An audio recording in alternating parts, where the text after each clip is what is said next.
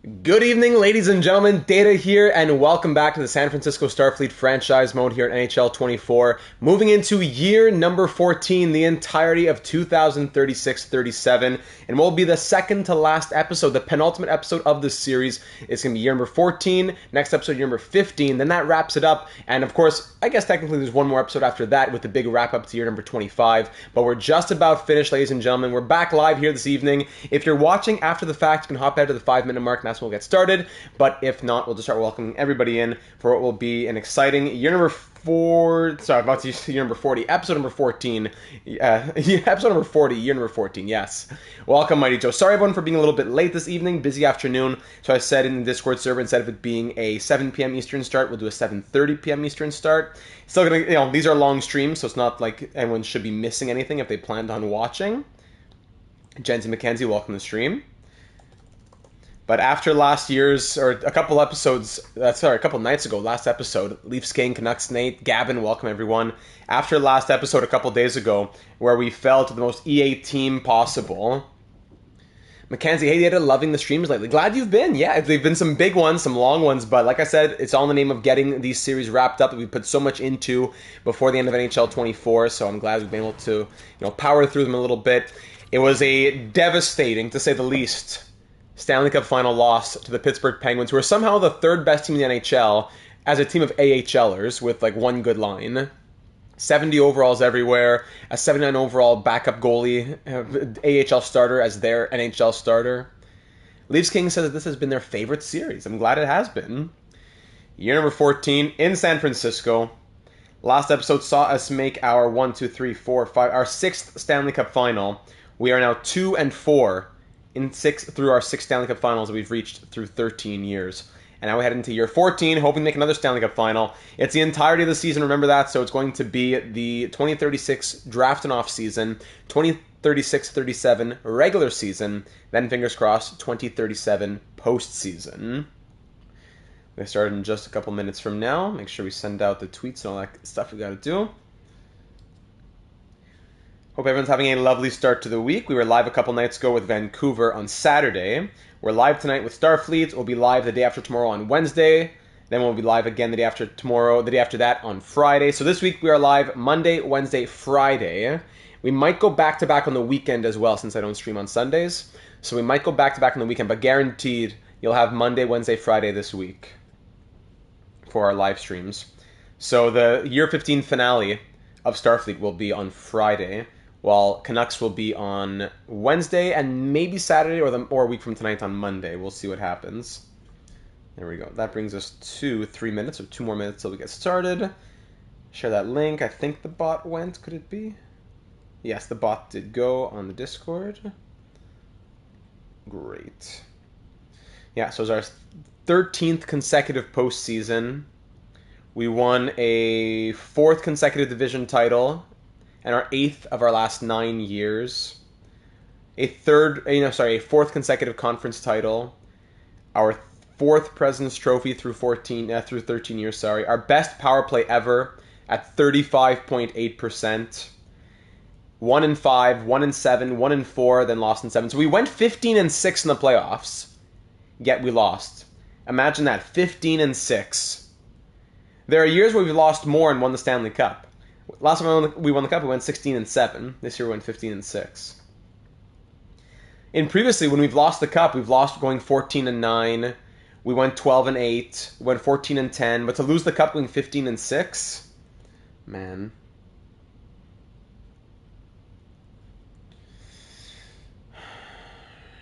Yeah. So I'll get at the comments as well in just a minute when we get started. The comments in the last one. There we go. And the performances weren't bad either. Hey, Doggy, glad you could make it at least to say hi. Balchavis did his job. 34-year-old Cole Perfetti did his job. The captain, Avery McIntyre, did his job. They had Schmid. We had no chance. Obviously, there you go. Of course, Michael. Once we saw Schmid, we should have just packed it in. But Lucic, Emelin, Greg Lankow with his 3 game-winning goals, Nestorov, these guys really came through. 15 points from Fitzmyer. The goaltending was solid as well. Brule with a .920 save percentage and 2.5 goals against average. It was Mikkola who fell apart. So nothing really went wrong. We don't need to blow up this team, yet we have more players who are pushing in the AHL. We're going to have more players trying to make their way into our NHL lineup, and the spots are pretty full. It's almost like a just pure run-it-back kind of season. So, ladies and gentlemen, we've passed that 5-minute mark, so let's go ahead and get started for episode number 40, can you believe it, of our expansion San Francisco Starfleet franchise mode series here on NHL 24, moving into the entirety of 2036-37, coming off of I don't even know what the word is anymore, just an absolutely heartbreaking Stanley Cup final, where we fell in 7 games to the EA-powered Pittsburgh Penguins and Akira Schmid, 79 overall, at whatever, 36 years of age. We went 15-6, yet lost the Stanley Cup. We had such a strong postseason. We swept through the conference final, the semifinal as well. Great player performances in the points department. What a great regular season as well, with 56 wins. But all that to say, we now enter the postseason, trying to build our way back to that same point where we were. RJ, welcome to the stream. Now, heading into this offseason, we don't have a ton to figure out. Rickard Rask is the big one for his contract. We have $8.755 million. Rask wants, 8 by 21, so his demand will most certainly come down, not a problem. Järventie could be somebody who walks. We signed him, we brought him in knowing he would just be a short-term kind of guy as depth scoring, and that's what he was. He was solid. Chromium, welcome to the stream. He was solid in his depth role. 24 goals and 41 points from a third liner is fine by me, but money-wise, it would be tight, and personnel-wise, players want to come up, so Järventie likely walks. Fox was great. Fox and Samson were a lockdown pair. They were 17 points and a plus 21 from Corbin Fox, and Ethan Samson 12 points and a plus 23. And even in the playoffs, Samson in the playoffs a plus 11 with 6 points, while Fox was a plus 10 with 4 points. So I'd love to keep this third pair, but it's going to be costly because defense wants crazy money. If we need to let go of one of them, we do have Nico Kiprasov, not Mikko Kiprasov, Nico Kiprasov, 6'4", low elite, 79 overall, defensive defenseman who was a 5th-round pick back in 2034. So he could be definitely an option for us. Bykov probably walks, and et cetera, down the list for the other players in our system. Another big thing we need to keep in mind when we look at players who are unsigned, no. Is that it? Am I mixing up? I was mixing up the Vancouver series for a second. So as of now, that leaves our forward core at 1, 2, 3, 4, 5, 6, 7, 8, 9, 10, 11, 12. Järventie out. That brings Bumgartner up. But then that still leaves Kavanaugh. And that still leaves, if we're going to be thinking about Ferguson or Tukio or whoever else, more question marks.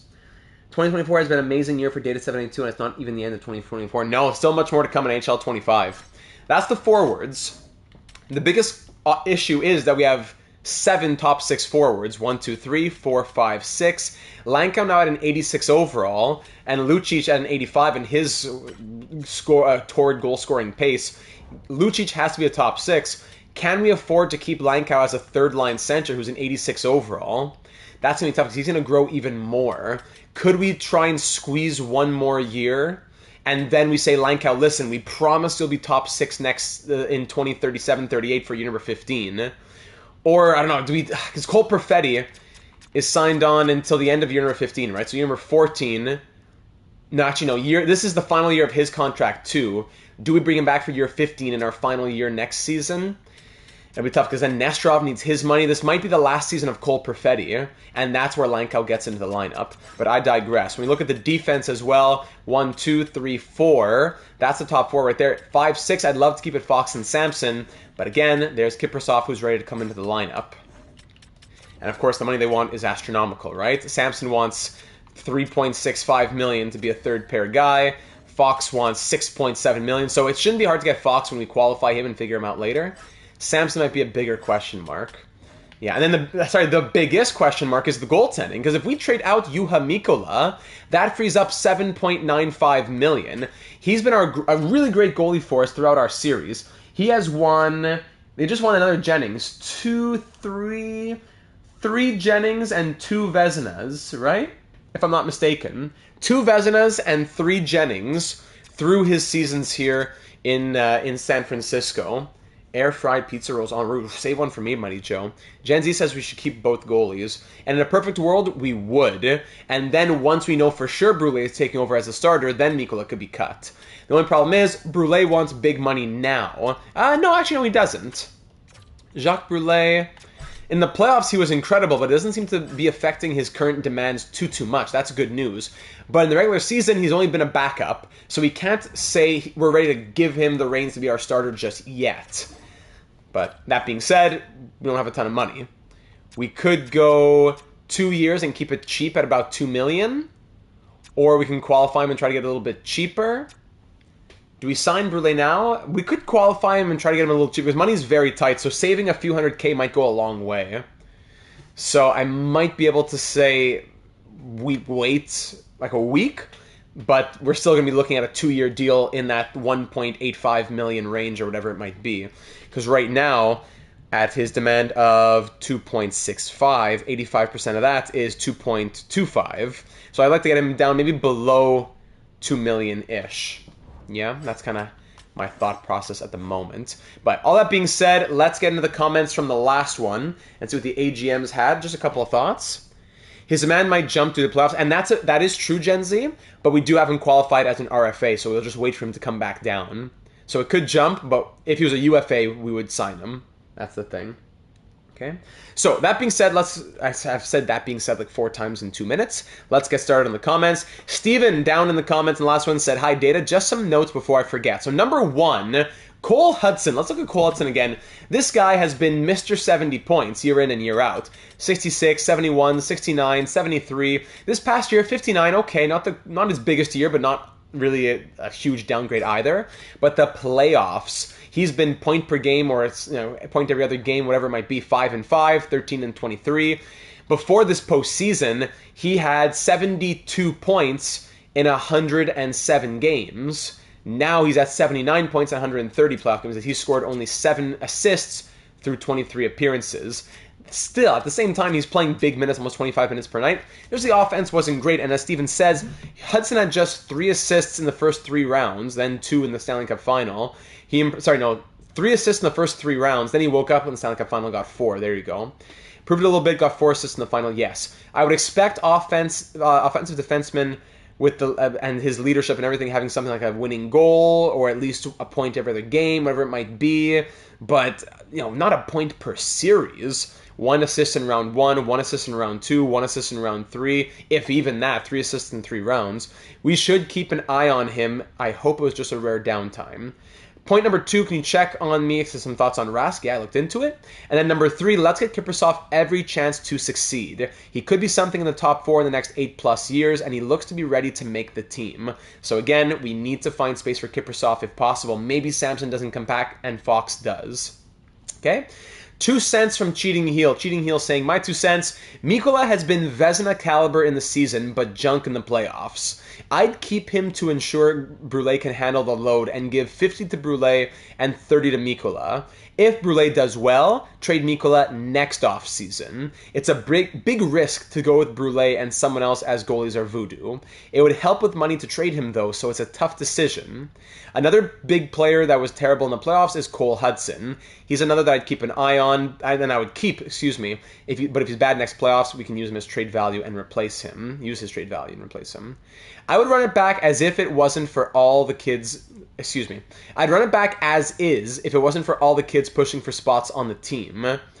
I don't think we can keep them all in the AHL, and I think that our top 6 is set. So it probably means trading Frank Nazar and a couple of bottom 6 players so that we can have a couple of youngsters make the team. Trading Nazar would also make space for Emlyn on the 3rd line.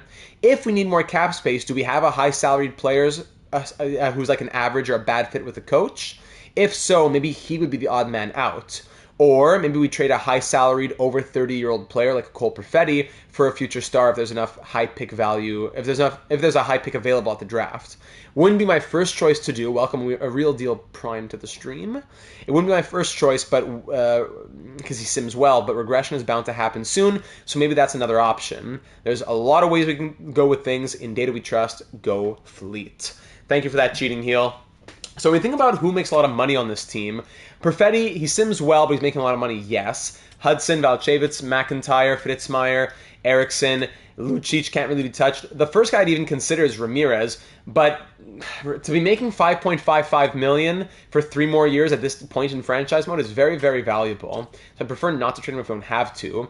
Frank Nazar's $4.35 million moving out would be helpful. He's a tank when we give him ice time. The problem is, we don't have any more ice time for him. This past year, he still scored 43 points playing 11.5 minutes per night. That's fine, but it's very clear that when he's not given the opportunity to succeed as much, he's not his offensive output isn't as much. It goes hand in hand. 17 points in 23 games in the playoffs was great, though, despite the low ice time, so we were very happy to see him coming through. One of the few players who came through in the playoffs. Nazar's been great for us. Have we had him? No, it's 3 years. I thought it was... No, sorry, no, it is 4 years. I thought it might have been 4. 4 years now in France. Can't speak tonight. San Francisco. Nesterov can't go. Yarventi can be released, etc. So Gen Z saying maybe we trade Fox to get in Kiprasov, but Fox would be a lot cheaper in theory once qualified. We'll see what Samson wants when it gets to free agency. For now, we won't send any offers. We'll wait and go through the draft. Same thing for Brule, and I think we can pretty much get the draft going with that in mind. We don't really have a lot of trades to make, not a lot of picks to make either. Let's get this draft started and see which picks may or may not be available here for 2036. Let's see it. No. The 5th overall pick is up for grabs, though. Usually, the last few drafts have been like nothing in the top 15. Pick 5, and then, wow, pick 31. Only 2 picks up for grabs on the trade block in the entire draft. So Acton goes first, medium elite, medium elite, medium elite. And that leaves us with the 5th overall pick. Who would be available here? It would be a Russian left D, high top 4D, Alexei Kenins. No, I wouldn't be too interested in that. There you go. And I'm collecting your tiers, Slim. Very good. Very good. Welcome aboard to everyone's favorite Just Chillin', Mr. Slim Shady. So at our pick, we likely just go for... do we go up and look at Nikita Markov, who's Belarusian? Could be 3 bars medium elite, or is that too risky to be medium top 9? You've got NHL 25. How did you get that? I would not lock in Kiprasov just yet. Wait until a few weeks into the free agency to see if Samson is cheaper. If not, then we run Fox and Kiprasov for the bottom pair. Yeah, we can wait for that. But there's really not much more to do. Not much more available, I should say. There are other 3-bar medium elites, but those are just as risky. I'd almost just use our pick to get player value. You know, like what position... But we don't really have much to fill either. Oh, you're playing Hockey League Manager. There you go. What position do we really have to fill? If we look at the forwards and say Nazar is out, it'll be 1, 2, 3, 4, 5, 6 with Lucic, 7... 8 with Emelin, who's 9. Maybe we could get a stronger third line option. Or do we just keep Frank Nazar? Because the third line could be Langkow, Nazar, Emelin. We could do that.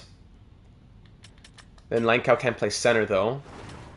Yeah, he has 80 faceoffs. I want that to grow a little bit. Langkow at center, Nazar on the right. No, so Emelin would be at center. Nazar on the right, Langkow on the left, which is not the end of the world. That could be possible. Then the 4th line, we could trade out Nabokov now at this point. 4th line could be Pruka, Bumgartner, and a 4th liner like, I don't know, whoever else could make the jump. Yeah, Bumgartner should probably be in the NHL next year. He's a grinder, correct? Yeah. Grinder, 6'1", 4-star physical. Defense is growing. His skating isn't 1-star, which is nice. Trenton Bumgartner. So I could see us trading for a third liner if we were moving out Nazar. Do we move out Nazar for a better third liner? Or do we just keep Frank Nazar like we kind of said last season? We were thinking he was on the trade block and we ended up just keeping him. But we could still move some other people. Yeah, the Avalanche, we traded them. They were sellers. No, they were buyers, so we gave them now pieces in exchange for them giving us the prospect. Okay, we get bumped out there. The medium top 6 forward goes. Let's just hop... I may have to pick 32. Do we want that guy Markov? Let's look at trade blocks, maybe. Does anything interest us in the trade blocks around the league? Kind of like last season. Looking for the higher overall players. Not prospects just yet. Brisson, Spence, Coronado, Lucius... Now we won't trade up for Markov. Detroit, Edmonton, Florida, LA, Montreal. Lane Hudson, really? Lane Hudson on the trade block. Do we get Lane and Cole Hudson together? But they wouldn't be able to, no, they'd play on different pairs, but I don't think so. Nashville, New Jersey. They have a medium elite there on the block. Foodie, Rangers, Flyers. There are some big prospects. Big name prospects, I will say. Leonov. William Moore, we got him in San Jose. MLB Madden. Yeah, MLB's going to be coming back soon. Madden or 2K, not yet. There's some solid prospects out there. We got to think about who are the pieces for after we're gone. Berkeley Catton. Center left wing. 1 more year at 6 point whatever million. We would move him out to play third line for the next couple of years. Sorry, move out Nazar to bring him in to play third line for the next couple of years. Canadian, yeah. Yeah, that was William Moore again, it was. Aturatu. And, Lundell. Sorry, for McKenna will be for 1 more year after this one, because, yeah, the contract's about to change over. So there are some prospects available. Sorry. If we were to say that we're trading our first at 32, we trade our first along with, we're sorting by trade value here. What else could we toss in? Maybe Nazar, not yet. We can throw the rights to a few people in here as well. For next year first, maybe what I'm thinking, Gavin, yeah. Hobbsy, welcome. Not too much yet. We're thinking about our first potential trade here at the draft. We could add Nabokov here, 79.25. Nabokov. Funk is never going to make it, and some teams want him. We love him for his Italian nationality, but we always knew he was just more of a fun pick when we drafted him. The rights to Yarventi, the rights to Baikov. Find a team that wants all of them. No, there's none, eh? Find a team that wants 4 out of 5. And then make a trade for a first next year, maybe. So not a team that's at the bottom of the league, but maybe one who's trying to be like a conservative seller. A conservative seller. The Lightning have some good players here. Can get their first next year. So Tampa, your first next year for a first right now. I'll throw in, what did we say? I'll even throw in Arkhipov, 68.22. Boris Arkhipov, 71 stick checking at 22, 1-star skating, 1.5-star physical for 6'4". Yeah, Boris Arkhipov can be going. Arkhipov, Nabokov, Funk, Yarventi. Oh, no kidding. Olive Garden? Get out. Enjoy, doggy. Let me know what's on the menu later on. And happy birthday to her. So first this year with Arkhipov, Nabokov, Funk, Yarventi, players we weren't going to keep anyways, to get a first from Tampa Bay. So we swap firsts right now. You think you can do it next year. So I give you a guy who's going to go into your middle 6 right away, a guy who's going to be in your bottom 6 right away, and then 2 solid enough prospects for you. I don't know. They probably don't want to do it, but I'll just send it to them. No. So that's not going to be quite enough. We'll take out Funk, and I'll try to make it worth your while a little bit more. Yeah. Now we can't get. We got to give. Here's a third. Rejected. Insufficient. And no one wants to trade. No one wants to trade their first next year, so it'll be impossible to find. Value's too far off. So it costs a first and a second. It makes sense. These are expiring pieces. When does fantasy hockey begin? And do we do it through? Yes, through Yahoo, and it'll be still in a 2 or 3 weeks.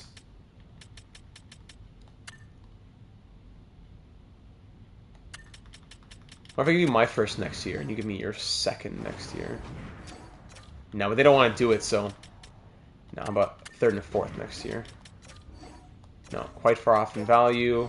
First, quite far off in value. So it costs 2 firsts and these pieces. But these pieces aren't very valuable, I gotta be honest. The pieces aren't super valuable.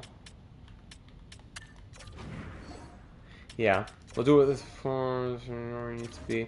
Yeah, so Won't work with Tampa, but I doubt there's really any team. There's no team that want to give that ever have their first round pick of the next year on the trade block. Their seconds next year will be on the block. So maybe we can try to get like 2 seconds or something. We're about to get kicked out by the clock, but can I pull something quickly?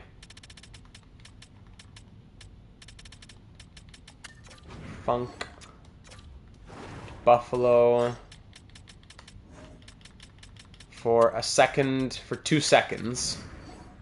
Now we can get more value than that. Now we're out of time. I just want to, just asset management. I just want to get value. Okay, let's sim to pick 32. Markov was what in the end? Markov was a medium top 4D. At our pick at 32, we can get earlier second. Is there anybody that we even want? If we want to target some second round picks. Fine trade will be pretty ugly, but we can do that. Ryder McKenzie. Medium starter goalie. No, nothing's a guarantee here. Low top 6, Magnus Backman.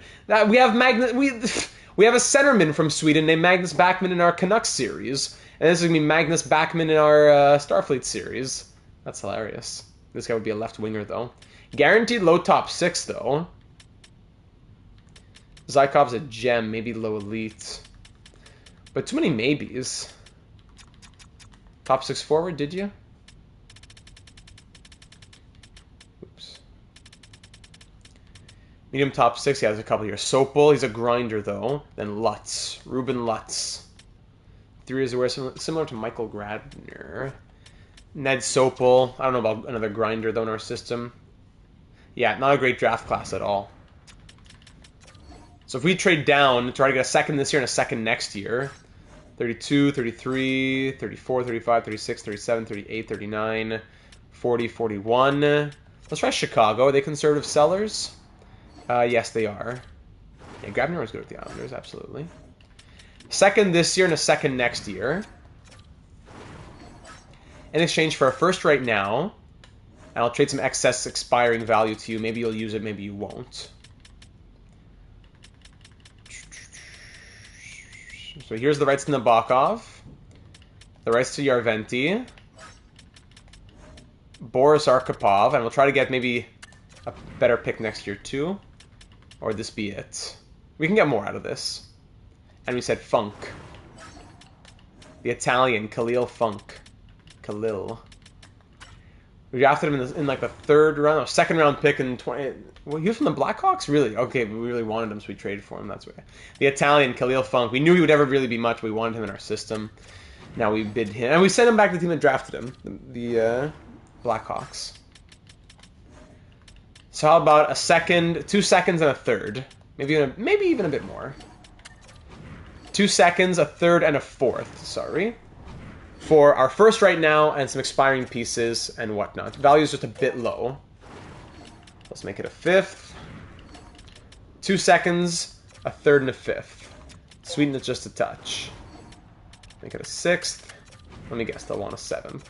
Sixth, accepted. All right, thank you very much, Chicago. Goodbye to all those players. Thank you for your service here in San Francisco.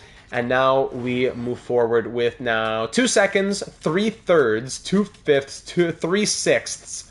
Yeah, I want to get more picks for next year's draft because I'm not super impressed from what I'm seeing right here at all. At pick 41, let's take this guy.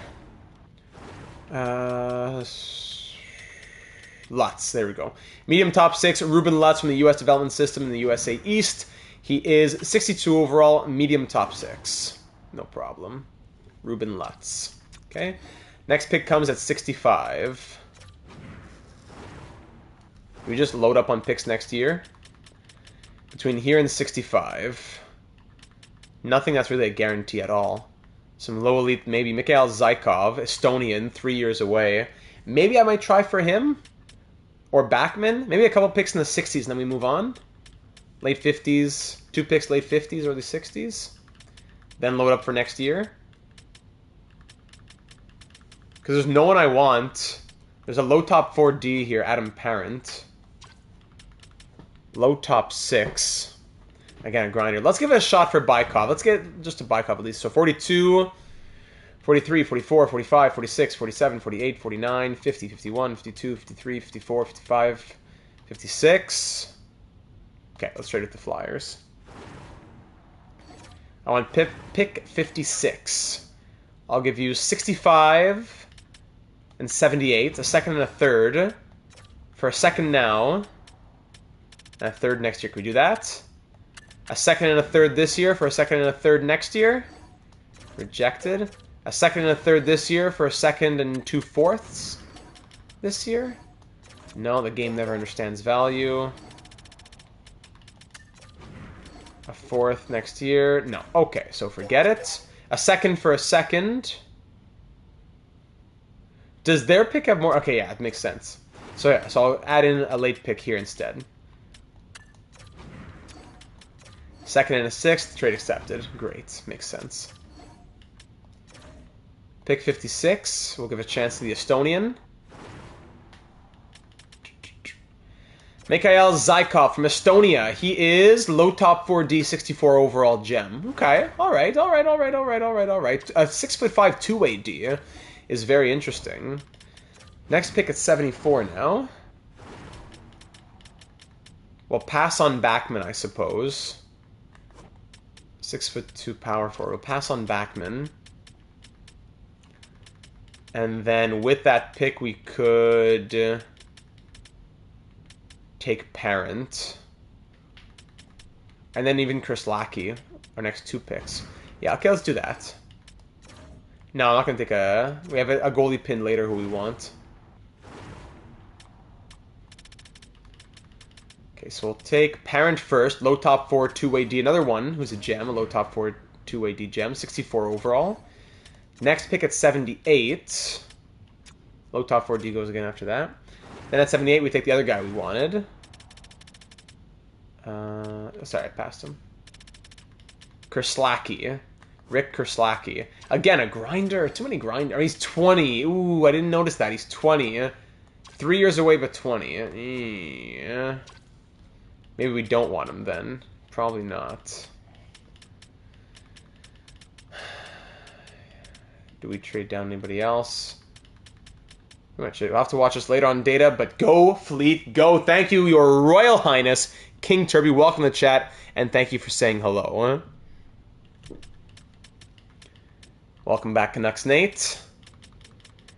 Yeah, there's nothing else. Let's trade for picks next year. Let's just get, who do we have pinned?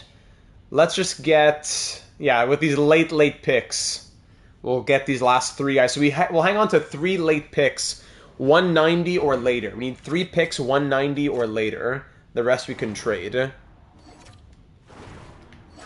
3 picks, 190 or later. So we can even trade for all. We can trade all these picks. Let's start simple though. Let's start simple. Who was the worst team? Vegas. Was it Vegas? No, it's Carolina. Yeah, we need to get a Bosnian Herzegovinian. We need to get that for sure. Hey Ryan, how's it hanging? Hanging all right. We're hanging all right. Thanks for asking. Let's get a 7th right now. I don't even have to. They don't even have their own 3rd. Okay, a 3rd, a 4th, and a 5th next year. For a 3rd, 2 5ths, and a 6th this year. Basically swapping 3rds. I give you 2 5ths and a 6th this year for a 4th and a 5th next year. All right, awesome, great. My new watch just arrived. Since my other one gave out and won't charge, but I haven't figured out how to get Discord notifications on yet, which is I've never done the smartwatch or anything like that before. I've always just been a manual, normal watch kind of guy. Then what if we add one of these picks next year to try to get another additional pick from another team? So one more timeout here.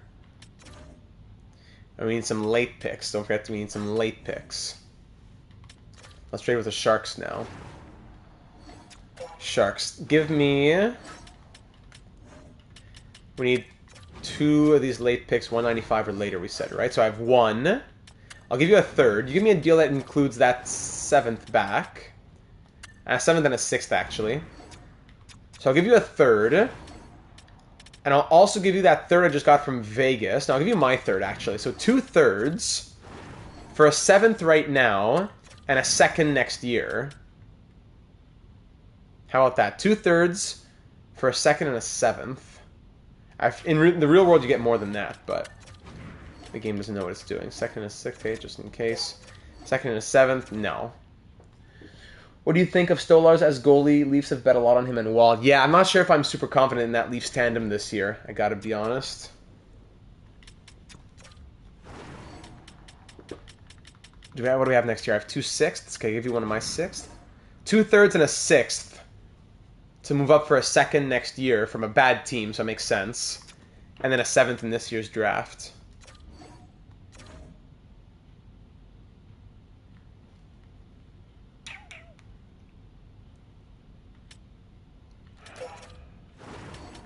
Classic AI.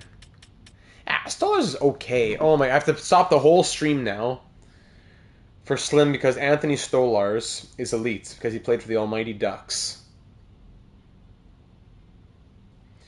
Anthony Stolarz.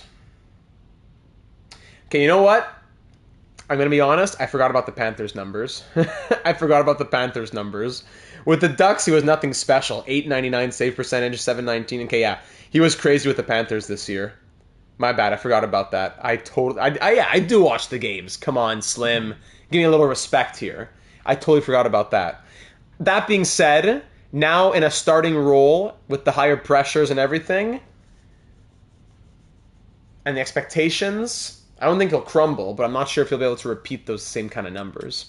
Okay, what do I have to give to make this trade go through so I can get a 2nd next year? 5th? Okay, forget it. Goodbye, San Jose. Which team wants to trade a 2nd-round pick next season? Let's find that. Great, Seattle. Thank you, Seattle. We'll do it with Seattle instead. I can give give less value. Do you see Vegas as a top 2 team in the Pacific this year, even with inconsistent goaltending, with Hill and Samsonov and all that? That's it. Once he won his ring, he can be terrible forever, and you'll get in his corner. So yeah, exactly. Are they a top 2 team in the Pacific? I mean, they probably still are. I know a lot of people have said, like, oh, my hot take is Vegas might miss the playoffs. But I think they're still good enough to be a top 2 team in the Pacific.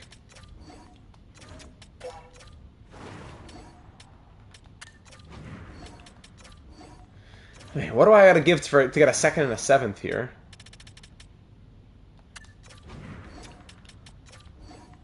Oh my goodness.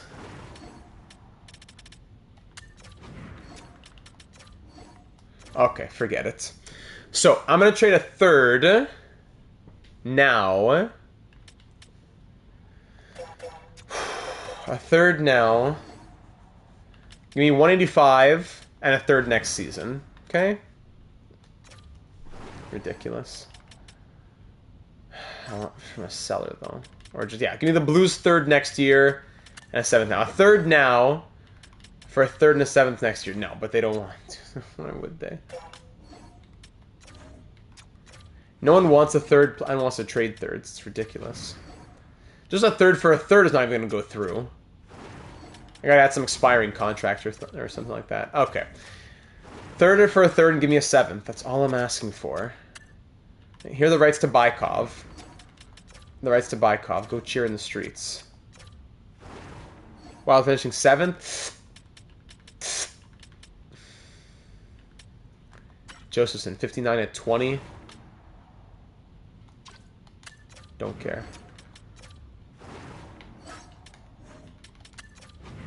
I'll give me a 6th on top of it.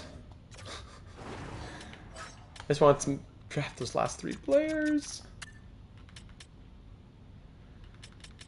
I have a random goalie. Not even. Okay, here you go.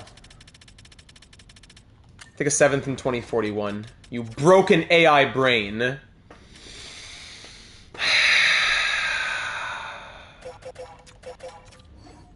I'm a 3rd for a 3rd. Alright, Trade Finder. This is taking up so much of our time.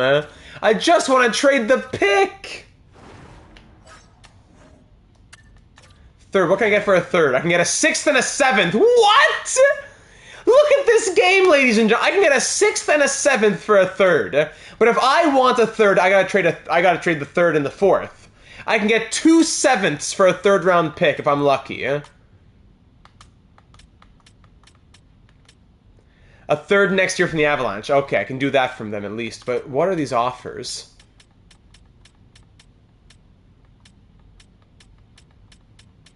Yeah, and the AI knows that. Oh my goodness. Scream louder, you infant! Do we go for the medium goalie prospect here? Who is this? Nesbitt. Nesbitt, 25.79 medium elite. Probably not. Nah. Probably just take a 3rd next year from the Avalanche. 3rd next year and a 6th this year? What do you say to that? No. Now if I throw in the rights to Bykov? No? No? Okay. With Josephson. Oh, this game.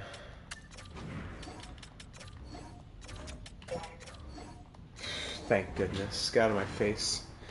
A 3rd and a 6th. There you go. Select your medium top 6D. Okay, with our last 3 picks, or whatever it might be. Just arrived, finished. Like, no problem, doggy. Enjoy the company. Enjoy the meal. We'll talk soon. At 173, we'll take Liam Tarnstrom, medium elite goaltender.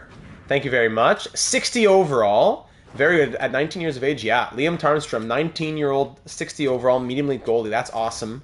At pick 188, do we have one more or no? Do we have one more? No, this is the last one. So I'll trade you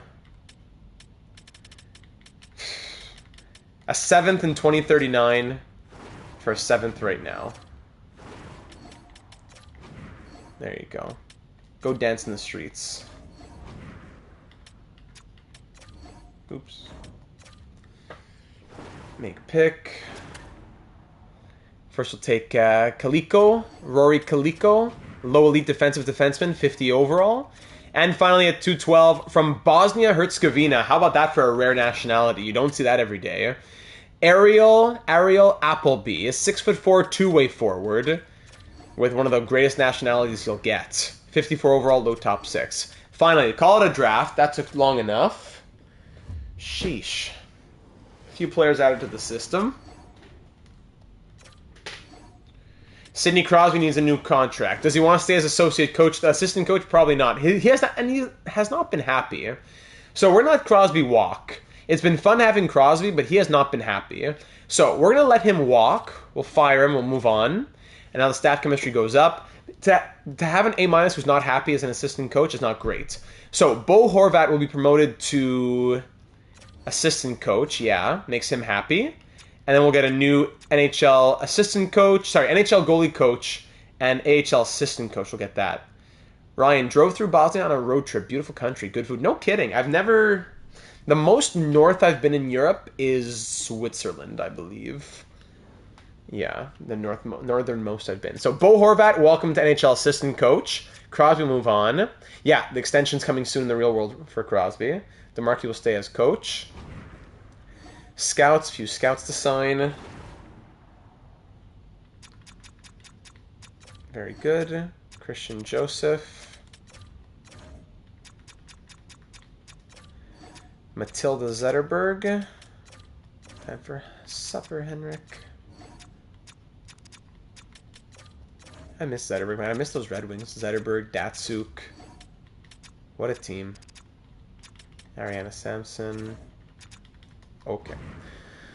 That's that. Now into the re-sign phase. Let's break out the calculator. Here we go. Calculator time. What do we have? What do we have? Data Dobes is a elite goalie. Yes, he is. Yes, he absolutely is. Fortunate enough to drive from Italy up to Austria, across to Slovenia, and down to Bosnia. Wow, what a trip. That's a little bit of what Desor and I would like to do, maybe for like a 1-year anniversary type of thing. In like 2 years from now. Yeah, since we're getting married next year. Yeah, Rafalski, Osgood, sure. What does Rickard Rask want? Let's see it. Okay, he's 5 by 13. Yeesh. I don't think it's the re-sign phase yet. Oh, did I not advance today? Sorry. No, it is. It is the re-sign phase. Wow, that's 74 over... In the NHL playoffs, Mark? Classic EA. Classic EA. Okay, my apologies. Richard Rask. So he wants 8x15. The guy's a 24-year-old, 87 overall. He just had, what, his third season in the NHL? Yeah. Bled Lake. And where is Bled Lake? He had a good, very good 83-point season, Richard Rask did. So we're going to get him qualified for now, and we'll come back to him. Fox, what would you like? Yeah, crazy money. Qualify and come back. Slovenia, gotcha. UFAs, let's go to the UFAs. So, yeah, it's a lot of money. So, Samson, I really want to sign him, but he's got to go to free agency. We can't sign him for that money right now. Kiprusoff needs his contract. Brody needs his contract. Andrus gets everyone gets their entry-level contracts. Get those out of the way. Everybody's happy. Very good. And the RFAs, Rask, Fox, both qualified. Let me guess, I have to qualify all of them because they want 1.275. Yeah, everybody wants 1.275. So everybody gets qualified. And last, I don't know, Fistrick, okay, I don't know who's on defense and who's not yet, so we'll qualify for now. Unsigned players stay unsigned, or should we sign Jensen? He's 20 years old, 75 overall. Let's get Jensen signed. Why not? Let's throw him in the AHL next season.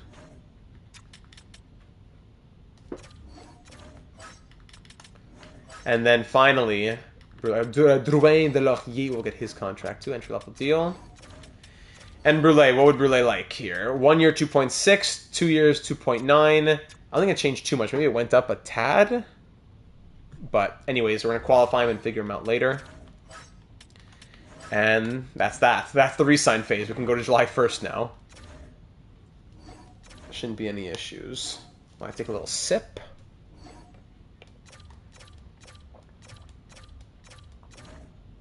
There you go. Dreams and honors for everybody. UFAs are done. RFAs are qualified. Let's move on. July 1st, here we come. Scouts are signing back. Great news. July 1st, contract limit, blah, blah, blah. Here we go. All right, back to the re-sign phase. Now, first, the extensions. Now that it's July 1st. If Cole Perfetti were to extend now, we're not going to pay him now, but if he were to extend now, he would take 1 year, 10.8. That's not bad, actually, but we know that he could regress further. If we get a contract for Nesterov now, that would be great, but he's going to want crazy money. Artem Nesterov, 49 goals, 93 points in the season, back-to-back, like 80-plus point years. In the playoffs as well, sorry, that's, hey, Cole Perfetti. In the playoffs as well, Nesterov, I think he had 17 points, yeah, in 23 games. He's going to want huge money. The former 5th-round pick, 6th-round pick, what a find. He's going to want 11.9, and it makes sense. That's the kind of money he should be asking for. So if we have 22.8 million. If we were to sign him now, because he might just want more, if we sign him now, could he have a better ask on the trade down? I don't know. It would be risky. If he's on another 90-plus point pace year, it's not crazy to ask for 11.9, which would come down to 10.125. 6 years at 10.125 would not be bad for a top 6 guy. Especially in this NHL where 10.125 in today's salary cap at 88 million is the same as 7.8. So to pay a 93-point player 7.8 million makes a lot of sense.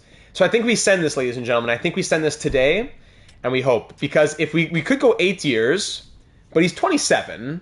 So that's the thing. Is 1 more year, then 6 years on that. It'll bring him to 34. I think that's a fine contract. I think 6 years is fine. If we go 7 or 8, it's more expensive, and it brings him to later in his career. I think we send this. So let's do it. Now, what would Vyacheslav Emelin be looking for? Yeah, he wants 5.2. He's not going to be wanting a $2 million contract anymore. So we'll wait on him a little bit. Ramses likes it? Good. Perfect. Yeah, we'll wait on literally everybody else. That's the one we'll send out. Goalies, yeah. Okay, let's see. What does Brule want now that it's crossed over to July 1st?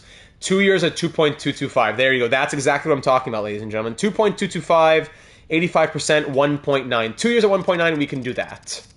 That's much better. 2 years at 1.9 for Jacques Brulé. Let's see what he says. 3 years goes up to 4 point something million. So 2 years makes the most sense, especially with us being so close to the cap right now.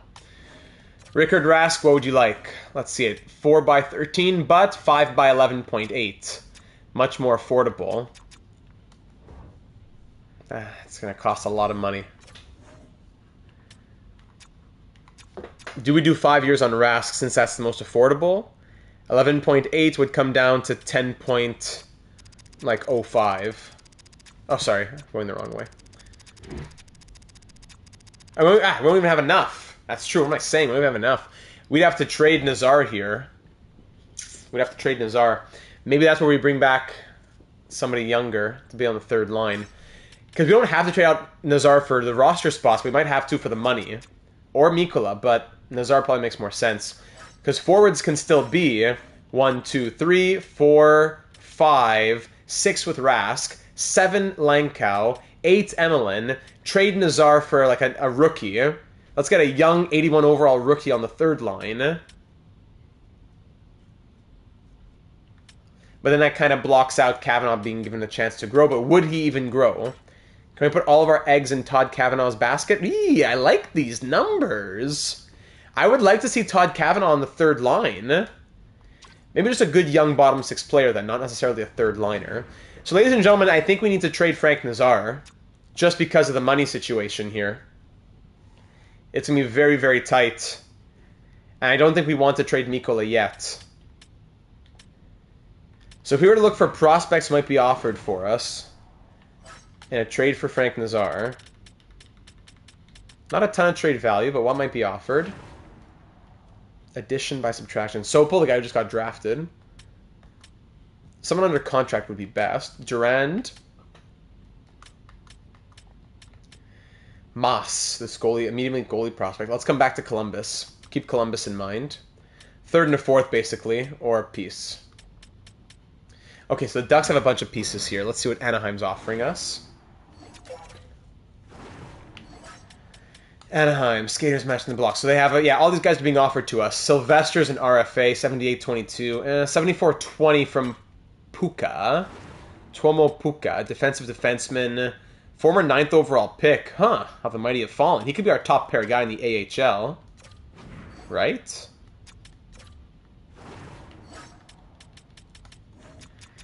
In the AHL, 1, 2, 3, 4, 5, 6. Rita's still the top guy. Now, Rita and Ference are still the top guys, and they could be making the jump soon, too. Yeah, maybe a defenseman wouldn't be great. Like a top defenseman for the AHL wouldn't be great. Meech. Who's that goalie in Columbus? Who's this guy? Medium elite, 83 overall, 24 years old. Donald Moss. In the AHL last season. 5th round pick in 2031. Big Boss, welcome to the stream. The Big Boss is here. Might just be for picks then. Unless we can find other prospects that we like. It'll be a third and a fourth unless we can find a team that has rookies that would make sense for us. Unless we want just a pure third liner. Actually, let's go to the player search first. Player search would make more sense to look by.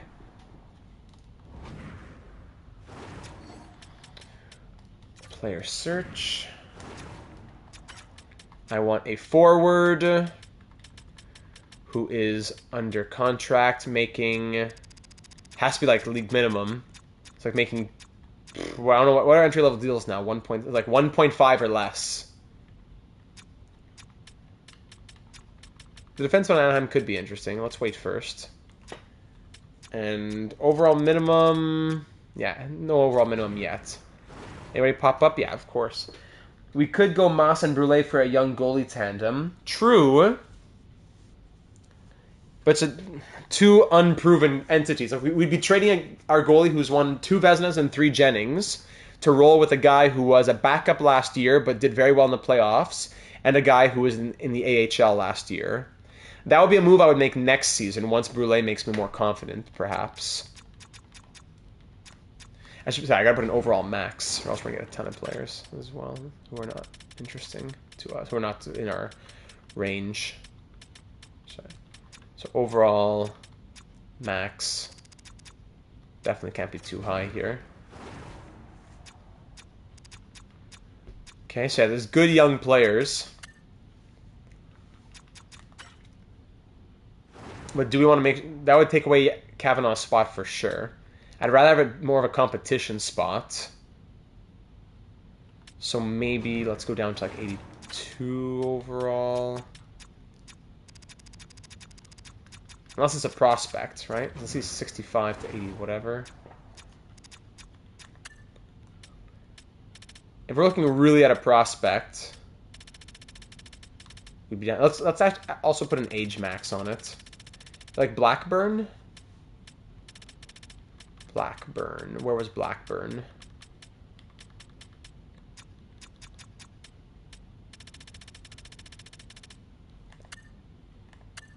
Was he good? Was he one of the 83s or 84s? Oh, he was an 85. He was an 84, I see. Age max 23, let's say. That brings it down to 231 now. We're looking for scholarly articles here on EBSCO. Karpovtsev, these guys like 73-19. Very tempting.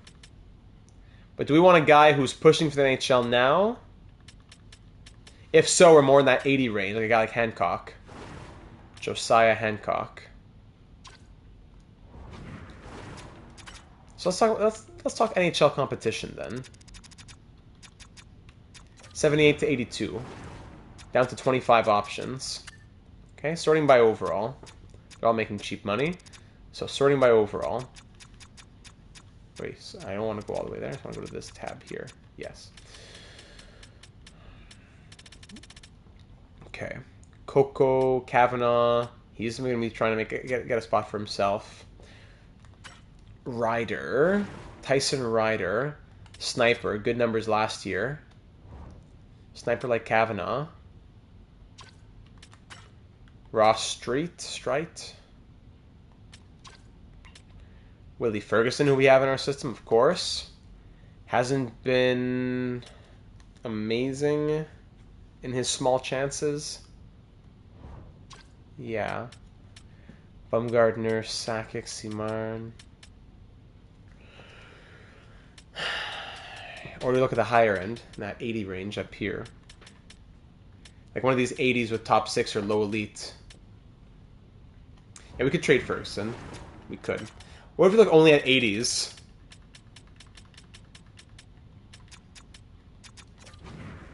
Only the 80s brings it down to 7. Hey, Palm, welcome. Mathieu Lemaire, playmaker. Chad Quint, sniper. Crazy shooting as well. Oof, look at these numbers in the OHL. Chad Quint, former first-round pick. A centerman. Another centerman. Do we want another centerman? I don't know. I'm more inclined for a winger like Hancock or this guy, Mika Pakaslati.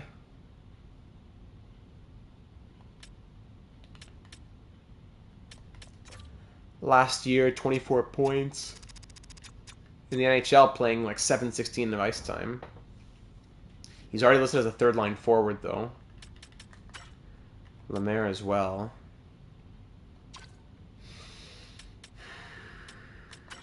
I like Quint. Yeah, I do like Quint. It's just that, would he even play center? We already have Langkow and Emelin, who are both centers on that line. We could put him on the wing, though. What does Dallas say to Quint? If we want Chad Quint... Data, hearing reports that Adam Larson has signed for 4 years, a 4-year deal worth $5 or $6 million with Seattle. Have you? I need Palm to confirm. I don't believe anything unless it comes from Palm ever. Gen Z liked Lemaire.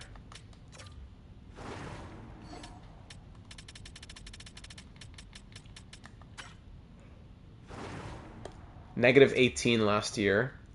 2 years in the NHL. 30-point guy playing 10 minutes a night. I don't know. 6'4" playmaker is interesting. 79 shot blocking, 2.5-star physical. I don't know. There's something about the 3-star shooting, something about the build of the player doesn't really speak to me. If we look at Quint, and we give them Nazar, and we even toss in a Willie Ferguson,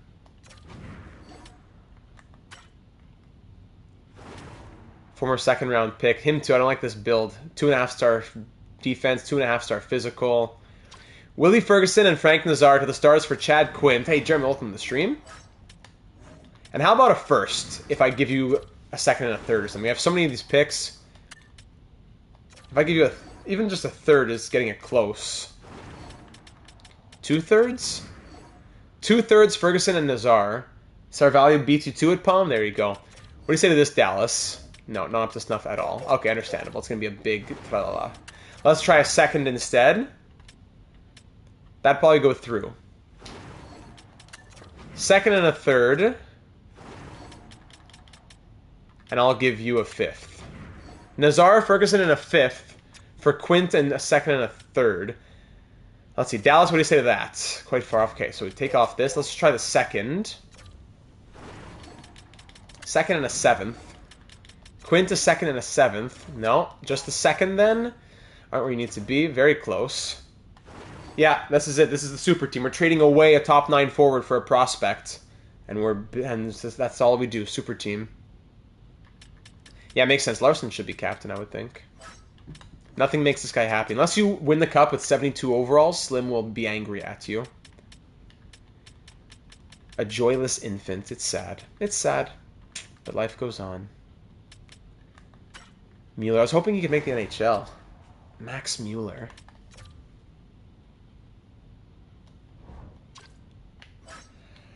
Alright, more picks.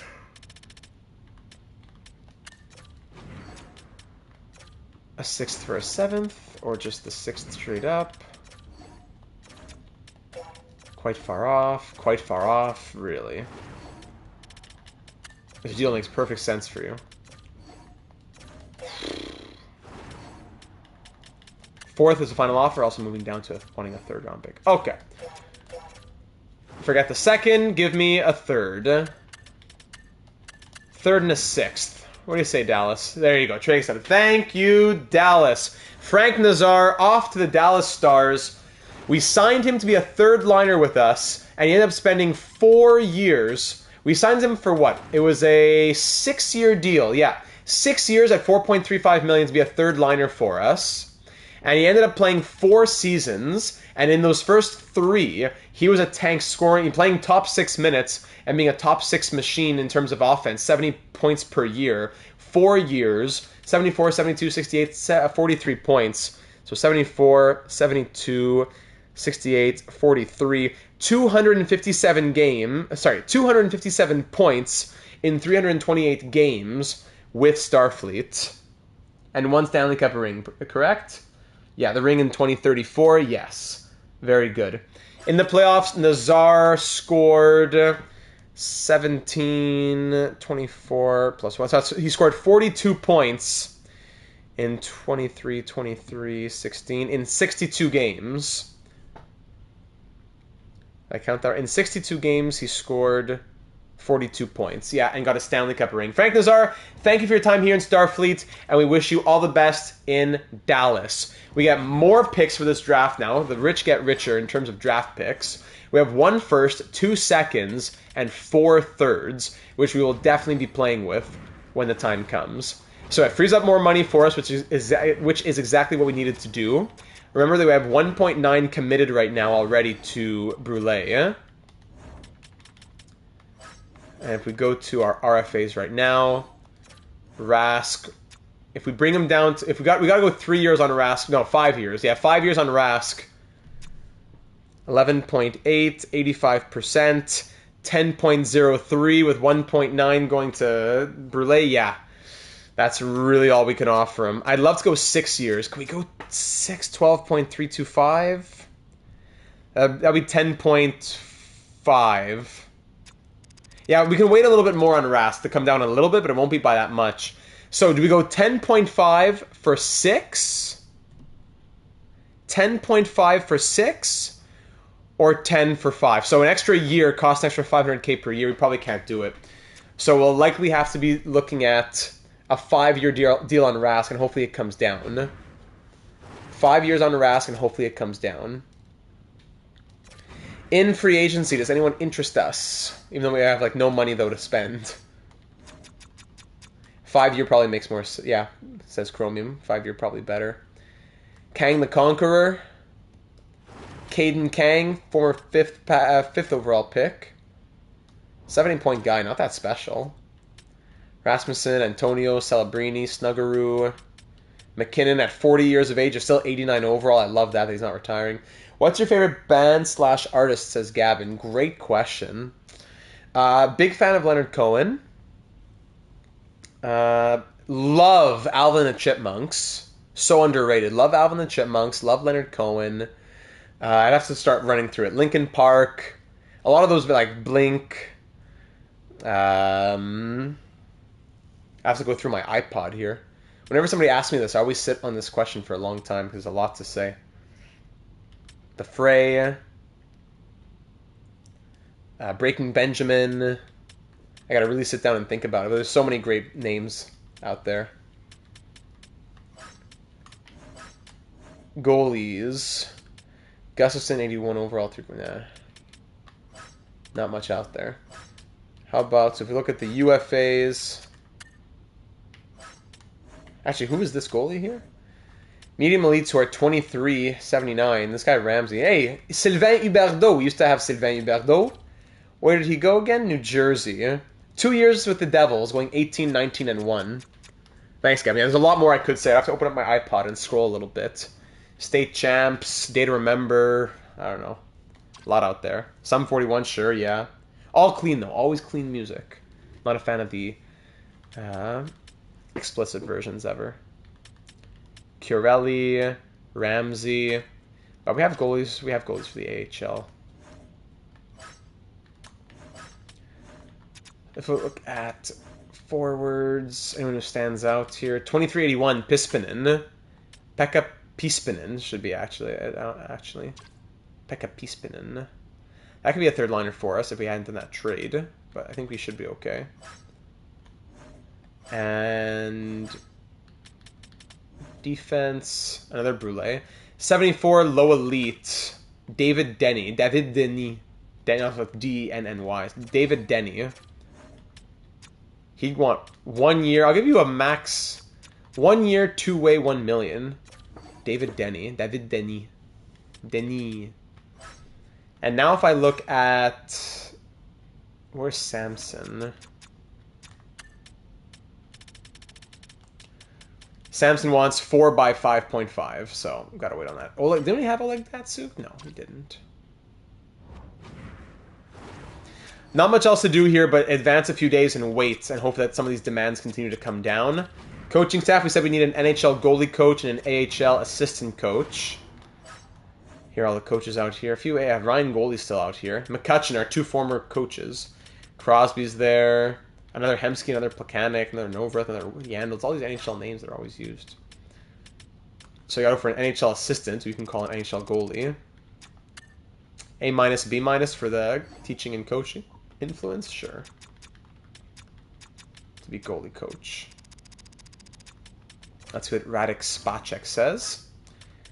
An AHL assistant, A+D for a goalie coach here. Yeah, actually, we'll sign him as assistant coach, and we'll demote him to goalie coach. There you go, Radek Schmid.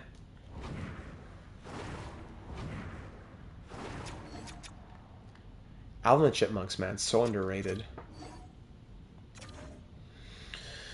Okay, let's advance a few days. Smeed, welcome aboard. And Radek Spacek. I don't really like the things you're offering, but I guess I'll accept your millions of dollars. There you go.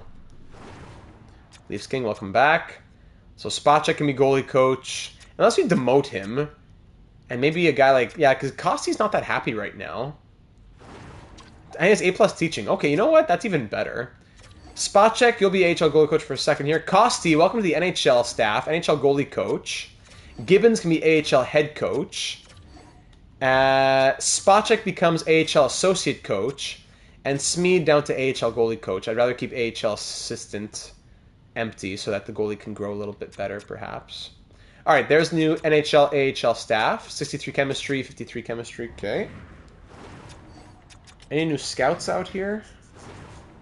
I forgot to look at scouts, but there's a couple of A-rated ones. Do we need any more? There's like 26 teams interested. Is that what I saw? Wow.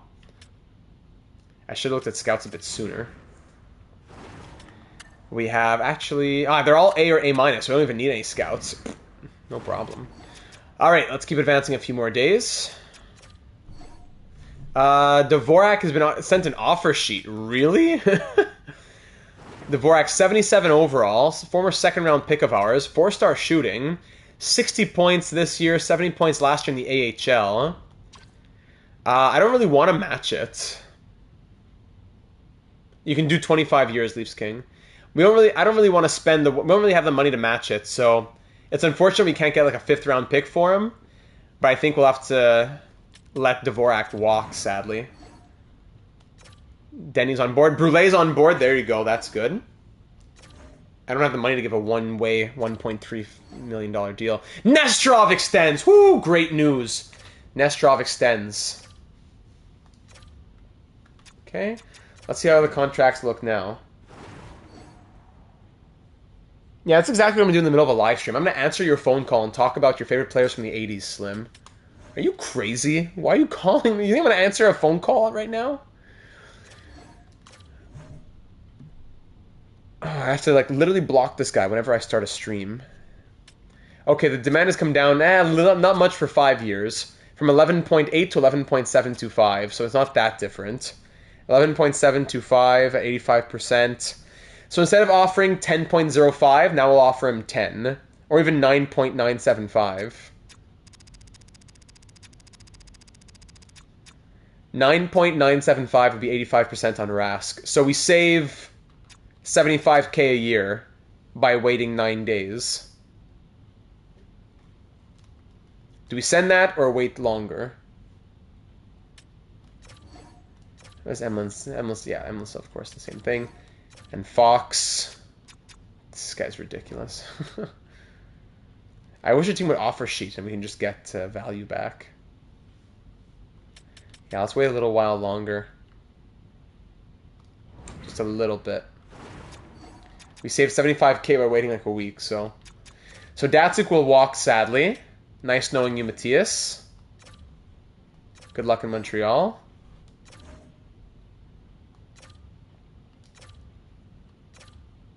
Fedorov signs that RFA contract, great. Fistrix signs on, great. I wonder if Samson's still here in free agency. We'll go check again now on July 17th. Sorry, let me close that. Okay. Defense. Samson's still there. Still wants 4 by 5.4. Oh my goodness. How about for one year though? You're crazy. You are crazy.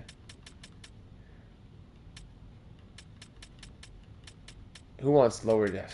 Who's an 80 overall who wants cheaper? Oleg Datsuk. Defensive defenseman, 92 defensive awareness, but 79 stick checking. This guy's super wonky. Yeah, with the 88 accuracies, but 77 powers, 1-star skating. Yep, wonky prospects are alive and well. Then 3.475 is the next one. Matthias Dackel. Nah. We'll keep waiting. Back to contracts. Rask, what is that 5-year demand down to now? 11.575. So it's down another like 175K or something. Let's send an offer now. That brings it down to 9.85.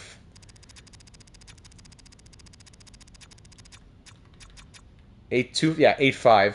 So instead of 10.05, it'll be 9.85. So we saved 200K. By waiting 17 days, we can save 200K per season for the next 5 years.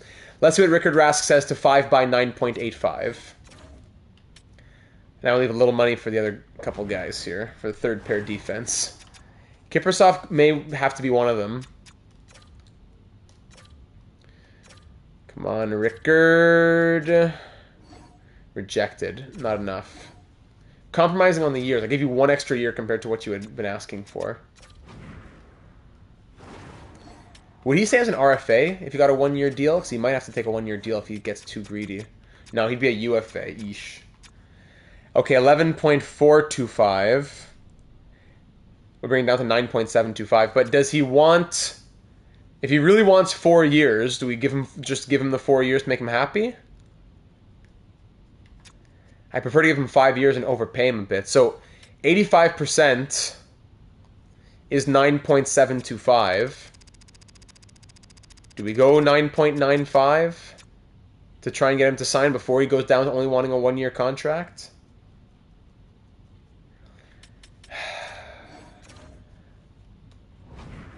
$9.95, more than we'd want to pay him. We waited all that time just to see that he wasn't going to take an 85% discount. And Max Mueller's on board. Rask rejects. All right, so it comes down to now giving him a 1-year contract and hoping for the best next year. 5.25 for Larson. That makes sense. Rask is down to a 1-year demand now, and there it is. As soon as the clock strikes 12 on July 27th, they want only a 1-year contract, and anything more is back into multiple millions. Yeah, now for 5 years. He wanted 5 years at 11 point whatever. Now he wants 5 years at 13.1. Nope. We go 1 year and we'll figure him out later. 8 point... Unless we could go 2 years. 10 point... Oh, but he'll only get better, right? So is it better to go 1 year? 8.7. 1 year at 7.4. It allows us to sign defense for this season, which is good. Yep. 1 year, 7.4, and go to bed. Fox, how about you? 1 year, 3.975. 3.975. 85%. 3.4. Bit too much for me. We'll keep waiting on Rask. Not Rask, Fox. Alright, Slim, time for the block. What a joke this guy is. McKinnon's still even out here, wow.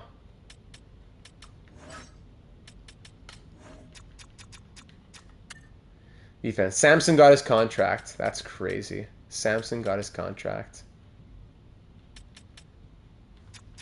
So you guys just gotta wait on Fox. Fox and Kiprusoff will be the pair then. I really wanted Samson, but Fox and Kiprusoff will be the pair. Yep. Keep advancing to next season then. Rask is going to say, I thought about it. I've decided to reject your offer. You've not simply offered me an So goodbye, Rickard. I'll sign you both in September then. Ridiculous, these guys.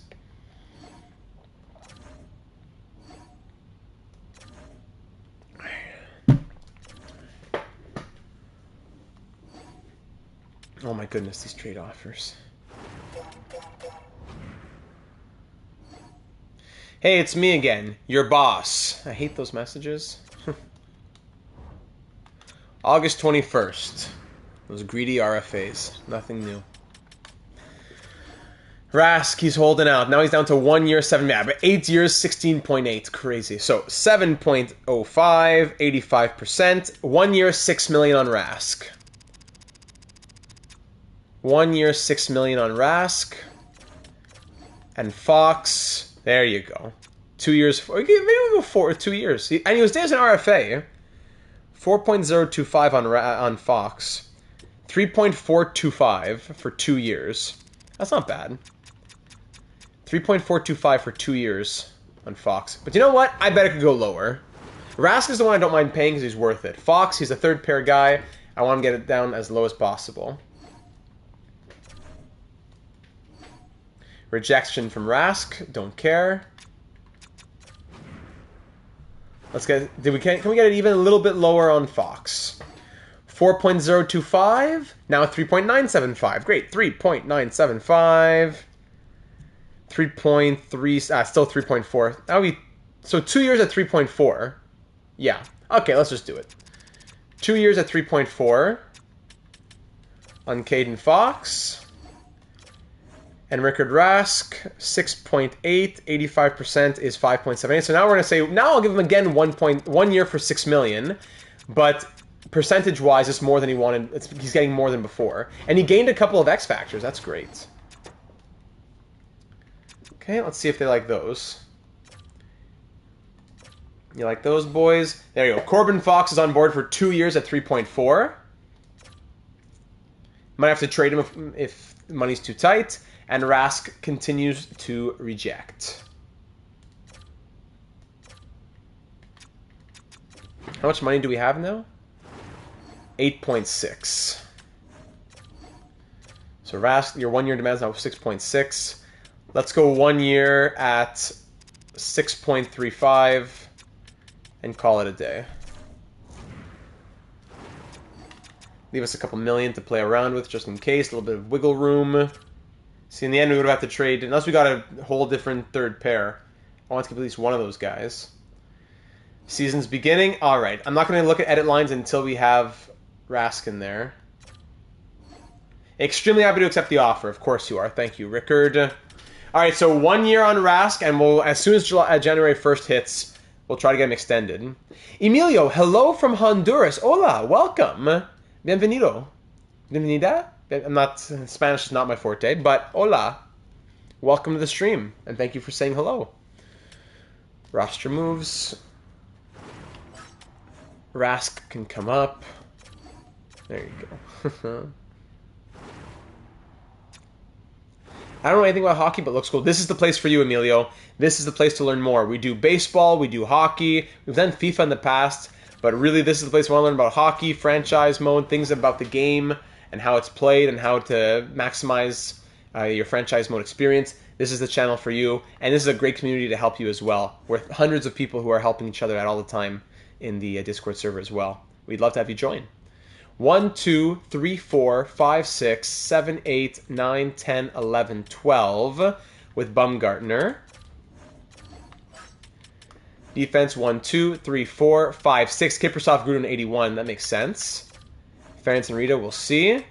And goalies, Mikola, Brule up to an 84. Very good. Okay. Bienvenidos, I think, right?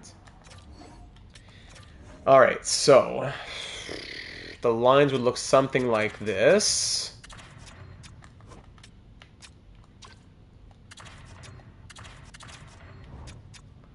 So Kavanaugh grew to an 80. Is he ready to take over? Or do we try Quint here?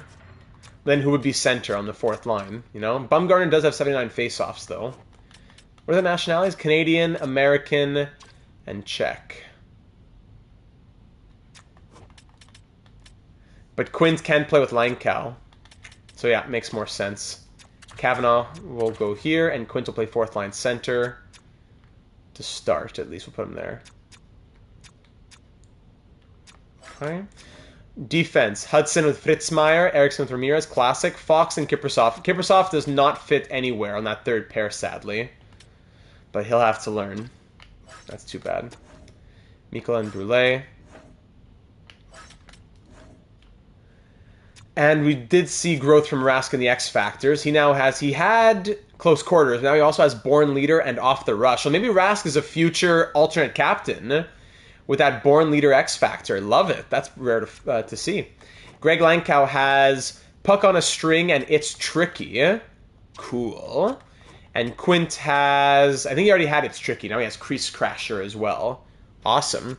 So Bumgarner at a 78. Pruka at a 79. It's a physical fourth line. Grinder with 5-star physical. Sniper. And Grinder with 4-star physical. So not the greatest place for Quint, but we'll give him power play time and whatever else. Now we'll call back up 13th forward and 7th D. So in the system, would Tukio be 13th forward? Probably not. Tukio, I'd rather he gets ice time at 21.78, and Mueller's the guy who comes up as a fringe.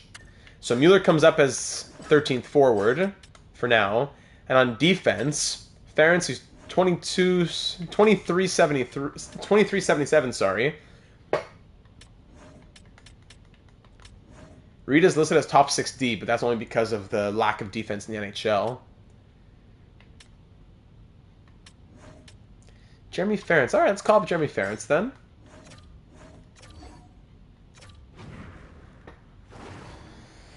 Okay, down in the AHL. Let's see the lineup here. AHL lineup. Tukio, Elliot Brody. Yeah, second round pick of ours. And Lucas Renz. Another grinder, though. Grinders can't really play that top line. Jensen, he'll come up.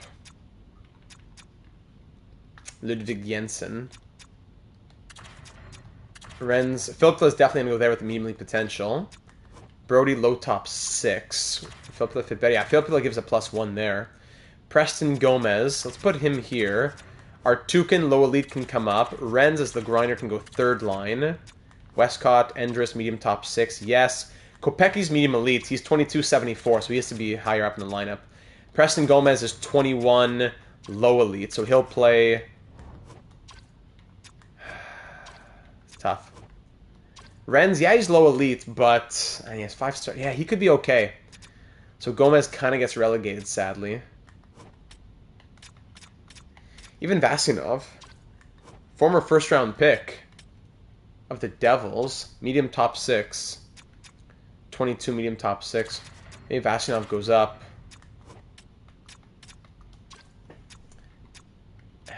Endress there. Tough. Really tough. On defense, Denny with Rita. Okay. Fistrick, Coletta. We want Coletta to grow, though. Takes away the -2, but it also takes away the +3 there. Could go +2 with Denny. Fistrick is left-handed. Sorry, Rita is left-handed, but we want him to grow as well. No, we'll have to go like this. Coletta, Rita. Denny, Fistrick. Unless... With a scratch here, Vorbiev and Stoner. Medium elite. Yeah, we want Stoner to play. Fedorov at this point will be healthy scratch, I guess, because Henry want him to get ice time. Stoner, -2 instead of -3. Great. Rohan Henry, though, does not have a good fit, sadly. Goaltending, Zieler, 78 overall, former third-round pick. We'll see if he can make the jump. He's a Swiss player as well. And then Jean Drouin de Laurier, third-round pick in 2034. He'll back up as a 75. Vorbiev, I can't get enough ice time for these guys. So that's that. In the NHL, before we start the preseason, sorry, hit the wrong thing here. Lines will look like this to start most likely. Nestrov and Valchevitz could move around. +4, +1, or +3, +2. That'll be the question. Power play, Perfetti's at a 90 as well. Keep that in mind. McIntyre, the finisher. Valchevitz with Nestrov. How is the pony... You know what? Let me pull up the power play from last season. Last season's power play. Let's try and copy that.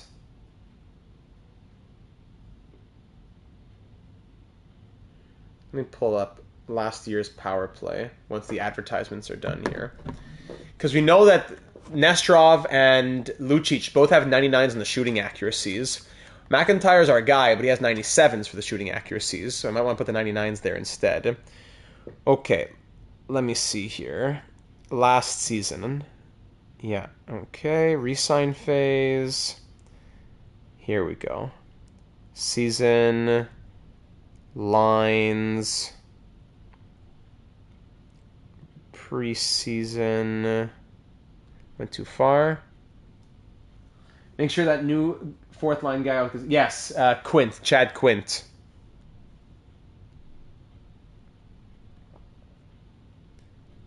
He'll get his ice time on the power play. Sorry, just trying to find... Oh, here it is, finally. Okay, it's 4-man power play. Okay. Power play 1. I only see power play 2. Give me a second. Oh my goodness, this is taking long. Let's do power play 2 first then, if it's going to take forever. Power play 2. Langkow. Valachevitz was the finisher. Nazar was here. Rask was here. Fritzmeier at the point, who now has a gold, by the way, has a 91 overall, now the gold zone ability for Yoink. Nazar was here, which means maybe Rask goes here now, and Quint can go here. Quint gets ice time there. I think that's what it was. Then power play 1, yes, here it is. Power play 1 was actually, was it McIntyre? No, it wasn't. Hold on. I'm watching myself fix the lines last season. Because Quint already got put there. So yeah, Quint comes off here. Nesterov ends me Lucic, who comes in here. Yes. There you go. Now just who goes where. Right. What did we have it as last year? Or did Emlyn get... No, Emlyn got power play time. Oh my goodness, I'm sorry, that's taking long. Emlyn got put instead... No, okay, Langkow... Yes, now I'm seeing it. Emlyn went here, Langkow came here. But then Quint would have to come out. So Emlyn, now that Emlyn's a full-time third liner, we gave him power play because he was relegated to the fourth line. But if he's getting full-time third line minutes plus penalty kill, we don't need to feel bad. Emlyn can stay off the power play since he's getting even strength third line to keep him happy. So that's the power play. So McIntyre, technically 97 on the shooting, the 99s should be there. Who's better? Lucic with the 89 powers? Nesterov should be the guy finishing with his 90... He has the best shooting on the team between his 90 shot power and accuracies. So McIntyre... Do we put him center and Perfetti as a playmaker, kind of? Because he does have better face-offs. 83, McIntyre 88. Lucic here, Nesterov here. Could that be a possibility?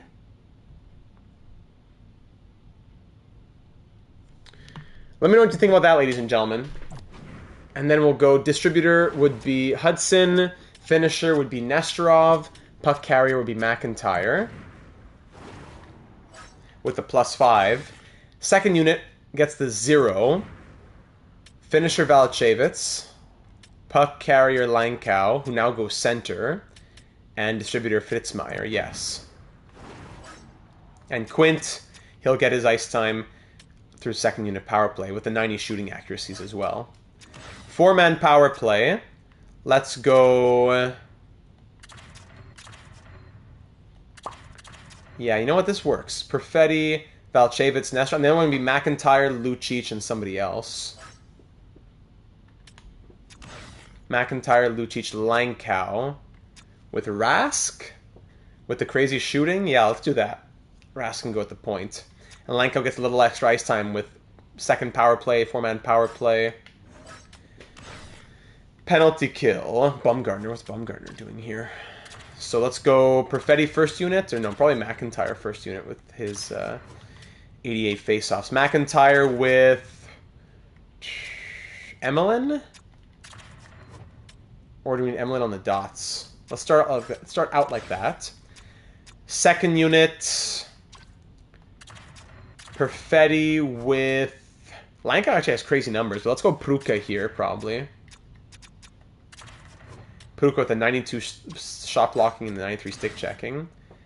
Then Langkow can go here. Bumgarner... I know he's medium top 6, but I don't know about those attributes. Fox doesn't fit. That's what's killing him, eh? What if he switches with Ramirez? Gives it a 0 there. 2 offensive defensemen. But it doesn't really matter what their title is as long as they play well. McIntyre, Emlyn, Perfetti, Pruka, Langkow, Bumgarner? Or do we need to get... Valchevitz in. Or maybe Nesterov in. Nesterov's not bad. 80, and he had some. Didn't he play last year? Yeah, he had shorthanded goals. Yeah, he had shorthanded goals. Just one, but he had a shorthanded goal there. So I want to get a Nesterov, probably over Bumgarner. I know Bumgarner needs some ice time, but it's not like we're trying to grow him into anything crazy. He's a bottom six guy. So let's go Nesterov there, and swap him with Pruka. Does that work? Yeah, that does work. Okay, 3-man PK. I don't want to talk. Why is Bumgarner here? McIntyre. No. Perfetti Langkow. -3, classic. Extra lines. Perfetti Valchevitz. No. More like McIntyre Nesterov. Then Perfetti Lucic.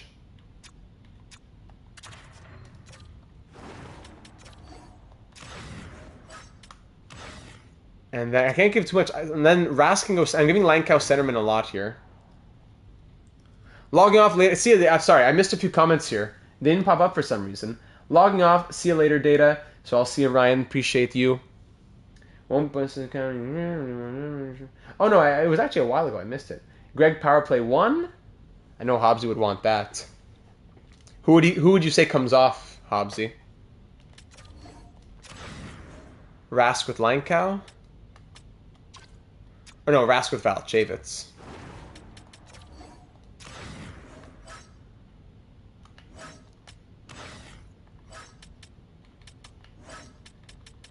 What are Rask's defensive attributes again? 81, 86, yeah.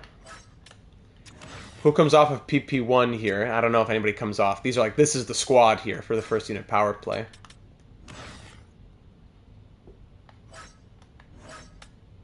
Only kill, that's that. Extra lines. McIntyre, Nesterov, Perfetti, Lucic, Rask, Valchevitz.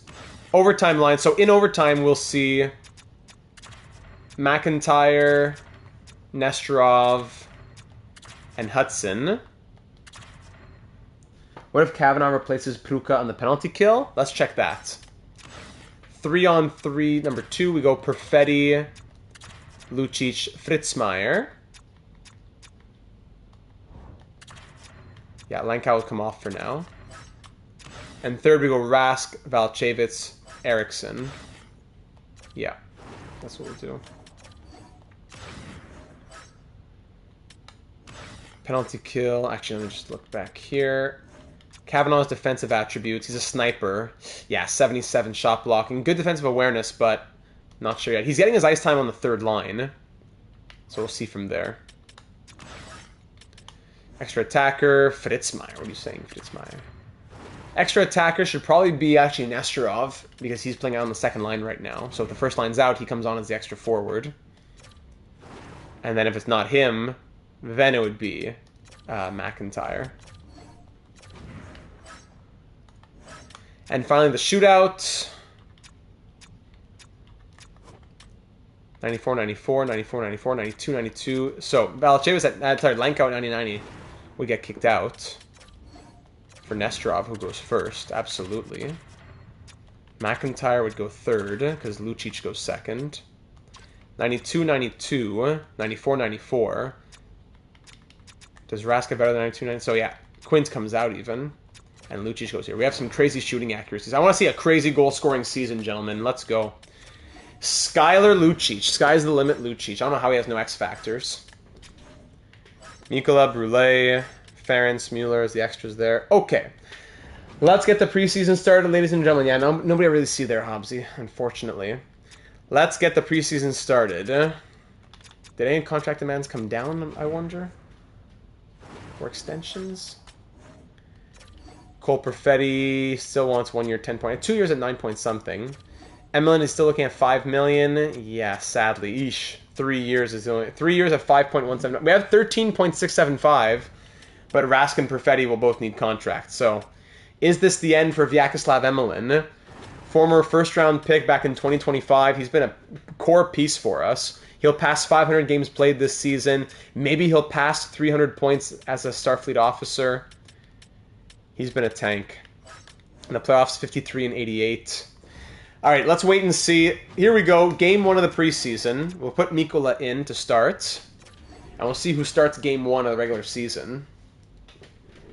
So I'm not going to go with game by game. Let's just fly through since we're not really changing much. 8-3 win. Okay. We're not really doing much here. Mikola's healthy. Good. Let's go Mikola again. 5-4 shootout loss. Maybe extend Kavanaugh, says Gen Z.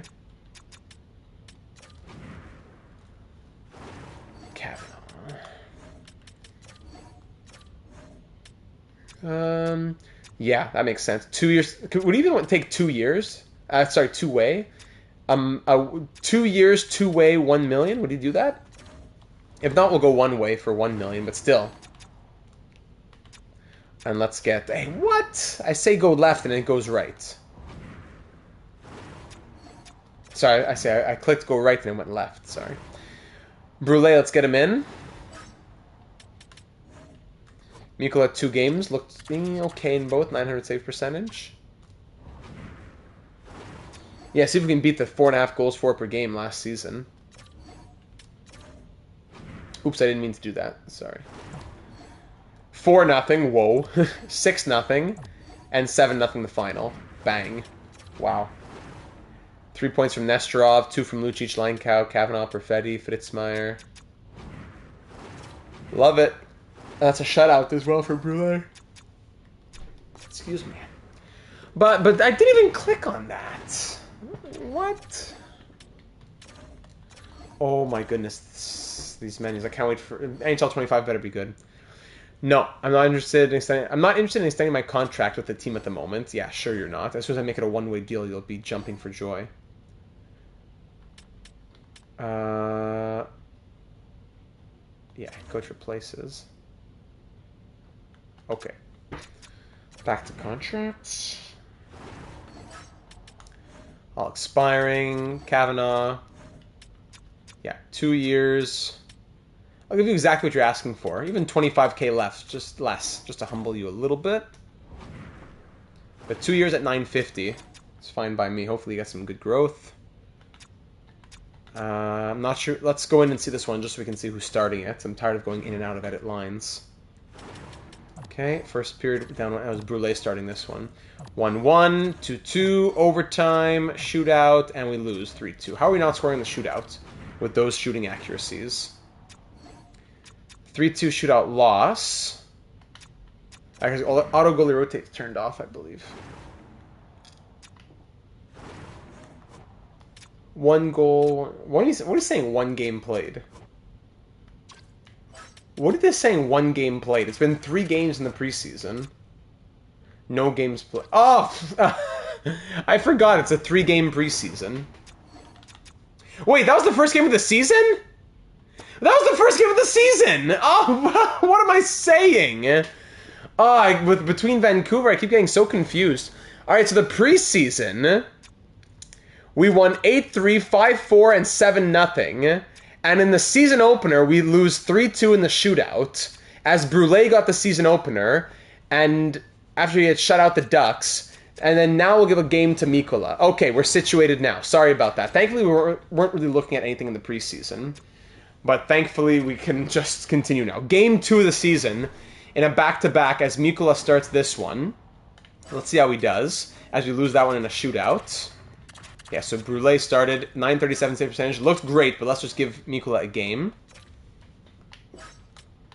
So in the preseason, 2 points in 3 games from Valachevitz. Let's just look at the top dogs. Perfetti, 3 assists in 3 games.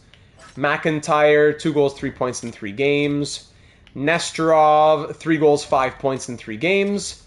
Rask, 2 points in the 3 games. And Lucic, 4 points. He's now dropped to AHL top 6 potential. Oh, I got to take a screenshot of this. AHL top 6 potential from the second liner, 85 overall, 50 goal scorer. How? Explain the rationale for how he's now has AHL top 6 potential. Oh my goodness, what a joke. That is so ridiculous. 6 assists from Lankow. 6 points in 3 games in the preseason. Wow. So now we might as well check everyone while we're here. Emlyn had 5 assists. So Todd Cavanaugh, what did you do? 4 goals and 6 points from Todd Cavanaugh. Let's go. May as well check everybody now. Pruka had 4 points. Okay. Chad Quint had an assist. And Trenton Bumgartner, 2 points. Wow, that's crazy. And Kiprasov had an 81. Yeah. All right. Defense don't need to look at as much. Yeah, but he's 30. Doesn't mean anything to be 30. That's crazy. All right, Game 2 of the regular season now. Game 2 of the regular season. Leave a like if you haven't already for some good luck. Let's try and win this one against the Ducks to kick things off.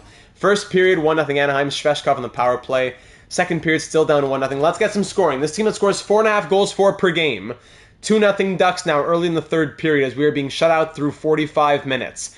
Come on, Starfleet. Let's go. Kick it up a couple of warp units. 5 minutes to go. I'm going to get shut out. Oh, thank you, Valachevis on Sarno. One more with 2 minutes left. Do we have a little passion with 90 seconds? No. Empty netter against us. 34-30, the shots end. And that'll be all sure. All right, let's throw Brule in for a little bit. And let's see, if Brule's going to be our starter, he's got to be thrown in the deep end. Let's see what he can do. Preseason, I love that when that preseason scoring just dries up. Love that preseason scoring drying up. Calendar. No back-to-backs for a little while. Good. Let's give Brule a little run. Here we go, ladies and gentlemen. Beginning with... okay. Beginning the first week of year number 14 in what is our second to last year running the day-to-day GM operations. Multiple teams are eligible. It's multiple players. It's one guy who has a playable injury. Fischer comes in for Fedorov. In what will be our second to last season, let's switch back to NHL. Okay. Year 14 is underway. Todd Cavanaugh extends. Great news. Okay, let's exit, blah, blah. 4-3 win, 5-4 overtime win, allowing a few too many goals. Come on now. Fistrick is fully healthy. In San Jose, 10-3 win. All right. 5-2 win, 6-4 win. All right, Mizan, strained hamstring in the AHL. Keep going. Hosting the Leafs, 7-1 win. Hosting the Ducks, no thank you, Vancouver. 5-2 win, 5-3 win. Keep it rolling. On the road in New Jersey, 4-3 win. Bobby Moore on waivers. Who's this? 79 overall, power forward, 5-star physical, former first-round pick. Bobby Moore, 69 points last year in the AHL. Welcome to the team, Bobby. Get in here. 4-3 win. Emelin pulled groin. So our first little stop here. Pulled groin for Emelin. So Quint will come up in the lineup. And Mueller will come in as fourth-line center. Max Mueller. There you go. Ludwig Jensen fully healed. Put him back here. I really hope Filppula grows. I gotta send Moore back up and down so we don't cheese the system. If we really want to keep him in the AHL, he has to make it through waivers. So Bobby Moore, call him up. Then Bobby Moore, send him down. Bobby Moore makes it through. We can keep him with a clear conscience now. Okay, so Quint moves up. Emelin's out. Continue. Where are we? Sorry, let me back out. How do the points look here? 20 points in 12 games from the captain. Very good. 9-2-1 is the record. On the road in Washington, 5-2 win. Or you what, 9-1-0 in our last 10 games? Is that what I saw? I know it was a 4-1 loss against the Ducks. So it was a 1, 2, 3, 4, 5, 6, 7, 8, 9 game winning streak that got broken up by Anaheim. Let's keep on going. Devils, Jets, Canadians, hosting all three of them. 4-1 win, 5-4 win, 4-3 shootout win. Let's not talk. Oh, we got a back-to-back against Pittsburgh. We definitely got to go see those. Definitely got to go see those. Emelin is fully healed. This is the team, ladies and gentlemen. This is the year. Chad Quint has 7 points in 17 games. Good. And Max Mueller scored a goal and an assist as a +3, replacing Emelin. Cool. Emelin comes back, who has only 3 points in 12 games this year. Come on, Vyacheslav. Let's go. 5-1 win on the road, 7-1 win on the road, 4-3 win on the road, hosting 8-4 win, 4-3 loss, but then back to a 9-3 win. We're 18-3-1. Now hosting the 10-7-2 Pittsburgh Penguins, the reigning Stanley Cup champions who beat us in 7 last year. Let's absolutely shred them. Let's go. First period, 1-0 Penguins. It's Nathan Of course, McKinnon joined Pittsburgh. Second period, 1-1, Chad Quint. All right, let's go. We're outshooting them by double. Let's get the win here in the third period. 5 minutes in, power play Penguins. Extended Penguins power play. We kill that off halfway through this third period. Shots 34-25. Next goal might be the winner. Power play for the Penguins once more. Killed off once again. Final 2 minutes. Will we see overtime? Yes, we will. In 3-on-3 action. Can we take it or will it get pushed to the shootout? Final minute. Shootout action and the Penguins win. Oh my goodness. All right, Pens win the first game of the home and home in a 2-1 shootout victory. Now we head over to Pittsburgh to PPG Paints Arena and we face them on their home ice. First period, 2-0 Starfleet, Nesterov and Kavanaugh. Second period, 4-2. Kavanaugh gets his second, then Rasmus on the power play. Serdeev and Austin cut the lead to 2. Why is Mikula playing? Hold on. Was Mikula always in here? Or is auto goalie rotate turned on? Mikula was always in? Hey Sky, welcome to the stream. No, Brule was in. Okay, Brule was in. So Brule got taken out for whatever reason. Third period action, 5-2. Okay, let's call it. A Crosby's another goalie. That's funny. Antonio gets one. 5-3 Starfleet victory. Let's see here. Okay, Brule is healthy. Good. Let's keep it rolling. I don't want to stop. With a 19-3-2 record, I don't want to take Brule out. Maybe at the next back-to-back he can get a rest, though. In Vancouver, 2-0 win. Keep it up. Oh my goodness, what a team this is. Bobby Moore, 4 points in 3 games. Bobby looking good. Wish we had room for him. He'll be the first call-up, though. 18-5-2 in the AHL. 24-2 in the NHL. We lose 6-4 against the Blue Jackets. Big loss, actually. In Anaheim, 3-2 win. Hosting the Predators. That was December 1st. Hosting the Predators. 7-2 loss. Whoa. That's some big losses. 6-4 win. In Ottawa, 5-4 win. Hosting the Coyotes or the Utah Hockey Club. 5-4 shootout win. 7-3 loss. Again, big losses out of nowhere. Okay, Slim, you're getting blocked. But is this guy ridiculous or what?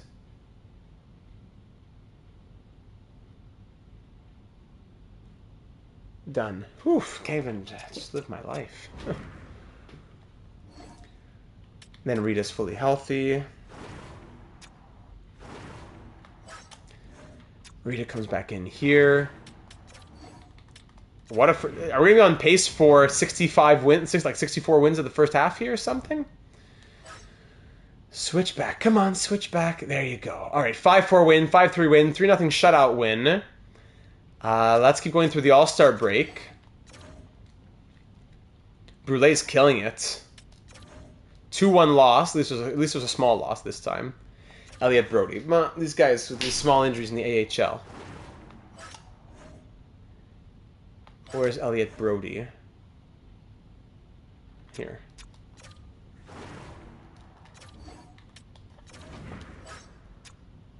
Okay. 4-3 overtime loss. Last game against Vancouver, 5-4 loss. All-Star break. We're 28-8-2 at the All-Star break. Sorry, 28-8-3 at the All-Star break. 39, so 40, and then 41. Then we'll pause before Vegas to see where we're at the halfway point. 3-2 shootout win. David Denny's healthy in the AHL. Fedorov comes out. Good old Denny's. 29 points from him. Very nice. Last game, and it's a 6-2 win. All right, we are officially on a 60-win pace, ladies and gentlemen. 60, 16, and 6 is our pace through 41 games. Wow, this is on pace to be our best season ever. Valanciunas leading the way on pace for 104 points. No one's on pace for like 130. This, I bet it's me scoring by committee. Yeah, there we go. 5 point per game plus players, and Lucic not far behind. So we got 4 players on pace for like 45 goals. 52 points from Valanciunas, 46 from Nesterov, 44 from McIntyre, 43 from 35-year-old Cole Perfetti, 41 point per game from Rickard Rask. Oh, now it's January. We got to check out. The contracts. As Jenzy McKenzie says, yes, Valanciunas beating the bust allegations. Yes. Skylar Lucic, 39 and 41. Cole Hudson is back, 38 points. Fritz Meyer on pace for 58 points with a plus 25. Lanka on pace for 56. That's good. Chad Quint with low ice time, 1050 on pace for 48 in his rookie season. Eriksson on pace for 42 points. He's already about to beat his career high of what, 26? Wow, Ludwig Eriksson getting the puck moved around this season. Vyacheslav Emelin, 18 and 36. Ramirez, the same thing, 18. Kavanaugh, 15 points. He's getting ice time. Kavanaugh, I want to see more from him. Pruka, 14. Bumgartner, 12. Fox, 9. Kiprusoff, 5. Mueller with 2 in the game that he played. Jacques Brulé is 29, 7, and 3 with 2 shutouts, a 906 save percentage, and 2.88 goals against average. Not even the most crazy impressive numbers, but he's getting us the wins, and he's being clutch in the moments where we need him to be clutch. Down in the AHL, Vasilyanov, Tukio, Jensen, Brody, Filppula, Denny, and Zeeler. Oh, we got to give Drouin de Laurier a few starts. Or do we turn off auto goalie rotate unless no, we can turn it. Let's let Mikkola play a few here. He's an 89 overall. We can't disrespect him too crazily. Gotta make sure he still gets starts. So Mikkola's gonna come in. Drouin de Laurier is gonna come in. And both teams will ride with the goalies like that. Too bad you gotta have to make it one thing across the board. Mikkola, welcome back to the starter's crease, and it's a 5-1 win. Good bounce back from Mikkola. What a crazy first half. Let's give Mikkola a good little chunk. Unless we need to stop. 6-2 win, 4-3 loss. Sabres fire their head coach. Lightning 5-2 win. Blues 5-2 win. Kings 6-4 win. Okay. Lucic injured foot. Thankfully not out for long. Yeah, Drouin de Laurier was a 75, I think. Or no, was he even... But he's a 76 now. Emelin will... No, Lanka will come up. Emelin to center. Quint to here. Mueller to fourth line. And on the power play, Mueller comes out for... Even Emelin as well. There you go. Give Emelin a little extra time there. But of course, replacing all lines has not been replacing all lines, does it?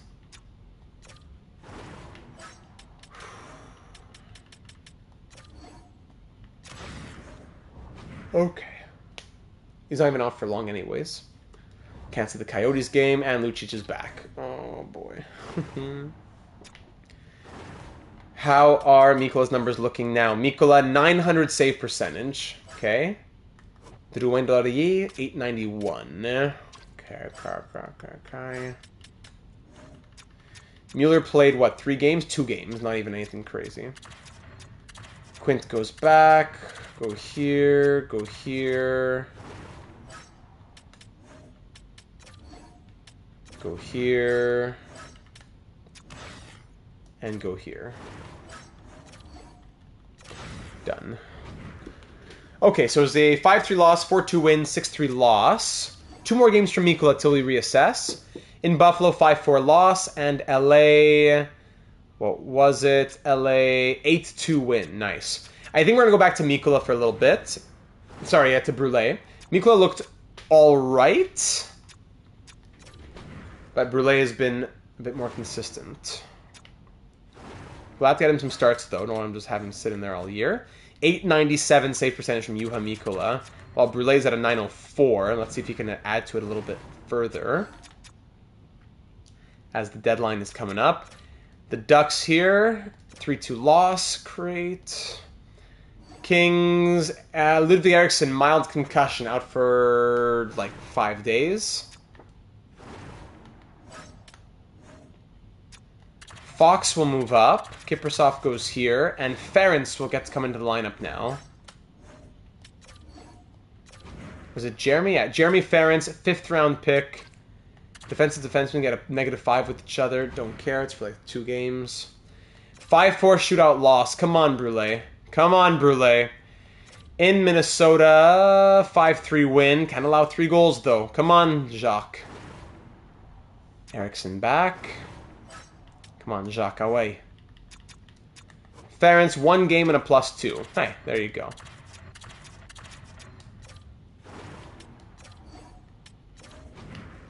Okay. Overall numbers, still a 904 save percentage for Brule.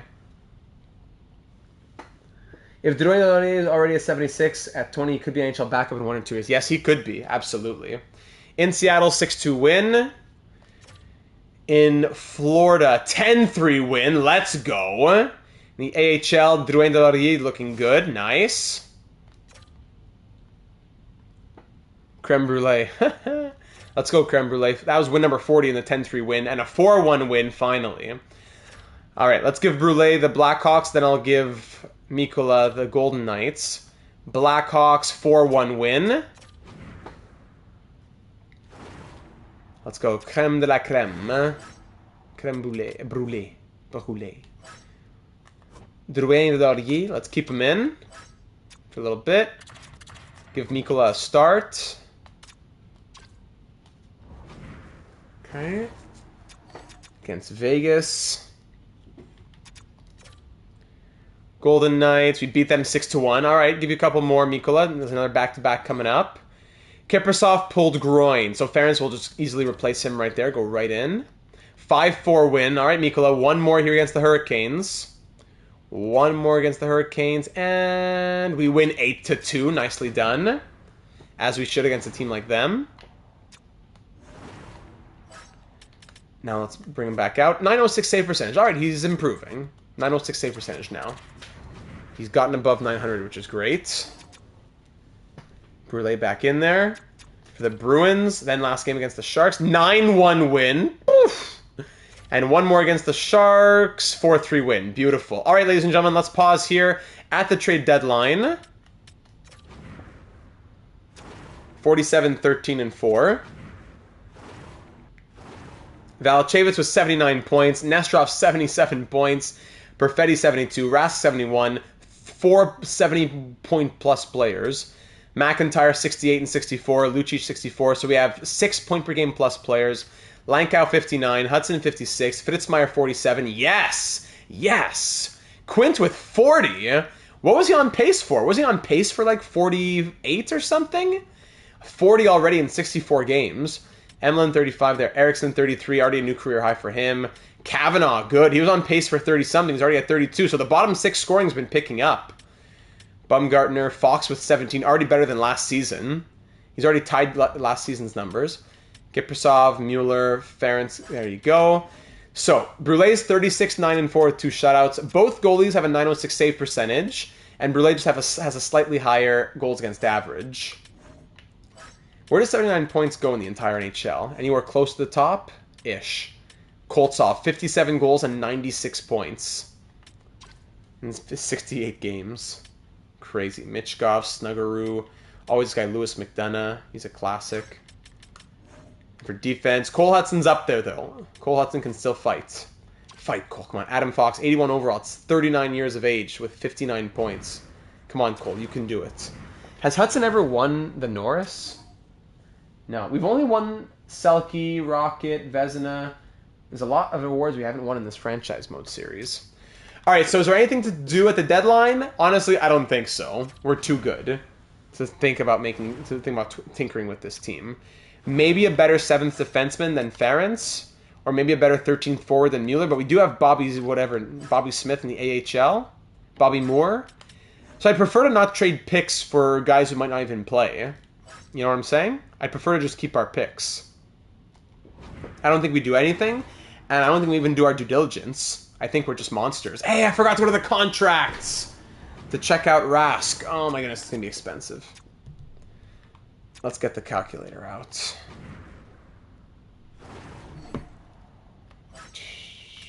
All expiring. Rickard Rask. Here we go. Calculators here. Let's see it. See, 3 years at 14.2 he wants. Oh boy. Yeah. 8 years at 19.825 million. That makes sense. Perfetti would want 9.9. Emlyn would want 5.2. It's not going to be easy. I think Mikola's got to go next. If we want to keep Rask, we got to trade Mikola. So I think that's just kind of what we... This is just it. Mikola, this is your last run here in Starfleet. We got to trade you in the offseason to free up that 8 million to be able to sign Rask. So let's move through the deadline. I take a little sip.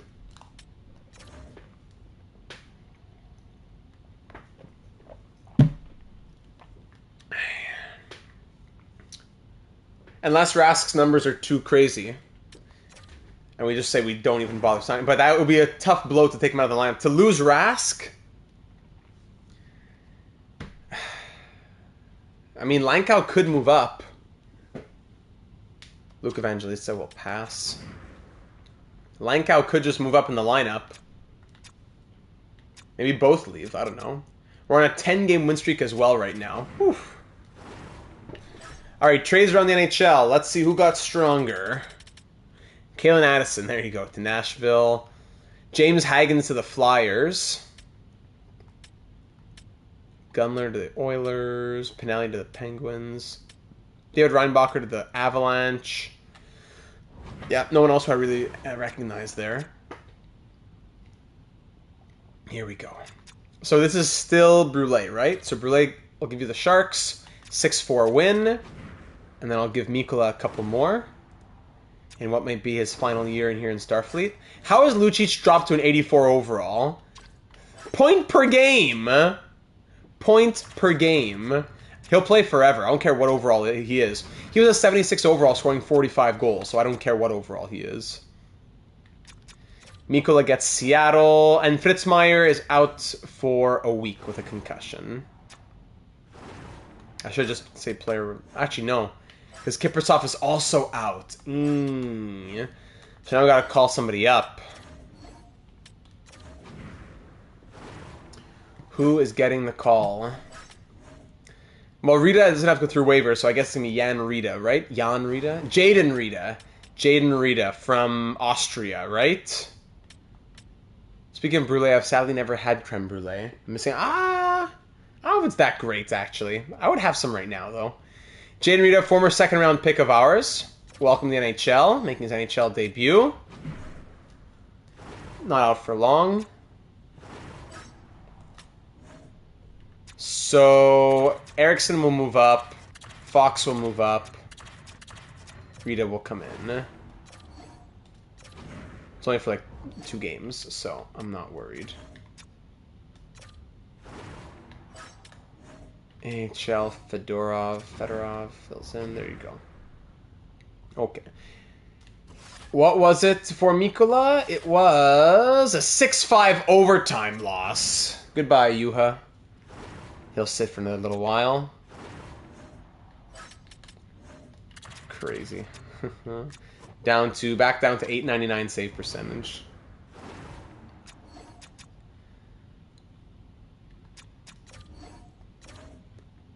Erickson probably out just for one. This game against Winnipeg, probably. Westcott's sore knee. 3-1 win, and Erickson's back. Let's go. Is Kiprasov healthy too? No, Kiprasov is healthy. Fritzmeier is not. So Ferentz comes out for Kiprasov first. Yes, and then we'll wait until Ericsson's fully healed. And now, sorry, Fritzmeier fully healed. Yes, and there you go. Leo Fritzmeier. Erickson back here. Fox back over there. Kiprasov down here. Jaden Rita, 2 games played. He was a +2. Congrats on your NHL debut, buddy. Hope to see you again. Send him back down, play him in the AHL. So much stuff that happens behind the scenes, ladies and gentlemen, when it comes to simulating through episodes and recording and cutting out stuff. This is the stuff that gets cut out in a normal franchise mode episode. So much just little micromanaging. Send up, send down, replace here, replace there. All those little things. Read it back, and life continues. Alright, 7-3 win. Good. Let's get back to the calendar simulation. Welcome to all 20 of you watching here tonight. Leave a like if you haven't already, and remember to subscribe as well. All the upcoming breaking news and analysis for the real world of the NHL, but of course, NHL 25 coming soon. Nesterov out for a week. NHL 25 deep dive content coming through. Exclusive information, at least from my point of view. I can give you my exclusive insight and all that. On top of our franchise modes, our career modes, and much more to come as we finish off NHL 24 and move into NHL 25. You won't want to miss it. Hit that bell if you haven't already to be notified when we go live, as we're live every other night. Pretty much, yeah, every other night until we get to the end of NHL 24. Who's injured again? I'll put Mueller here. Oh, he's the four-man power play. Four-man power play. Yeah, the roles. The game can't rationalize it. I understand. It's okay. Actually, no. Distributor. Puck carrier's Perfetti. I understand, game. It's okay. Okay. And then Nestrov's fully healed again. So many little nitpicky things.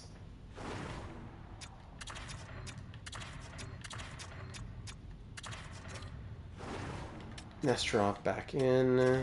Thank you. Okay, 6-2 win, 6-3 win, 3-1 win. Let's get back into the swing of things now. Let's try and hit those 60 wins, ladies and gentlemen. 7 wins away. 7 wins away with 10 games left in the season. New franchise mode, I do have high-ish hopes. Bobby Moore, get out of there. Westcott is in. Any growth over here? Rennes grew to a 77. That's good. And then, of course, NHL, AHL. We are 51-15-7 in the AHL. Similar record to the NHL.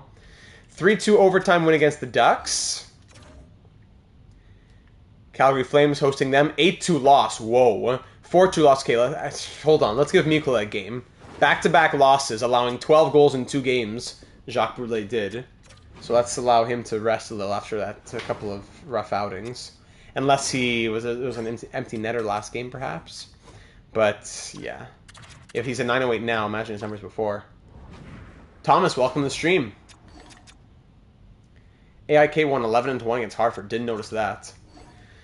Lucic, mild concussion. Man, these 3-day mild concussion... Literally, these 5-day mild concussion... It's the third 5-day mild concussion we've gotten this season. My goodness.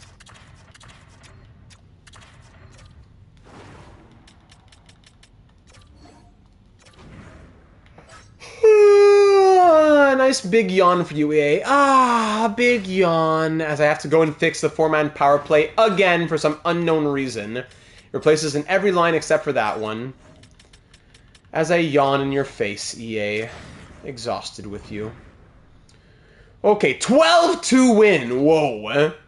12-2 win against the Ducks. Flames 3-1 win, and guess what? On one more day, guess what? Skylar Lucic is back. Multiple players. Yeah, it's one player. Literally one player. Multiple players are healthy. What are you saying? Who are you kidding?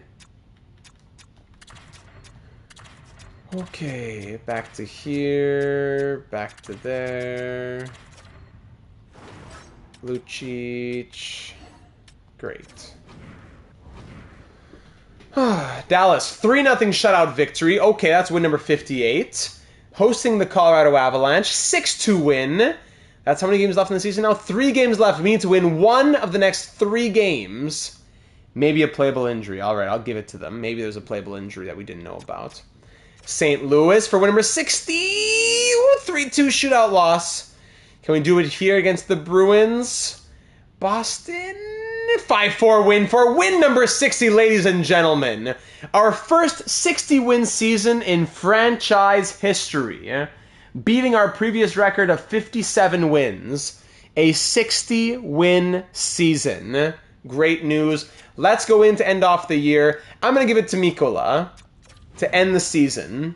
Imagine he gets an end-of-the-year shutout or something to really make us think a little bit. But also, it's because of a back-to-back. Let's let Brule rest for the... Actually, no. Oh, Mikola was playing. Yes, Mikola was playing. Yeah, we gave Brule a little break. Okay, Brule will get the last start headed into the postseason to get himself warmed up. Yes. After he allowed those 12 goals in those 2 games, yeah, we got Mikola in there.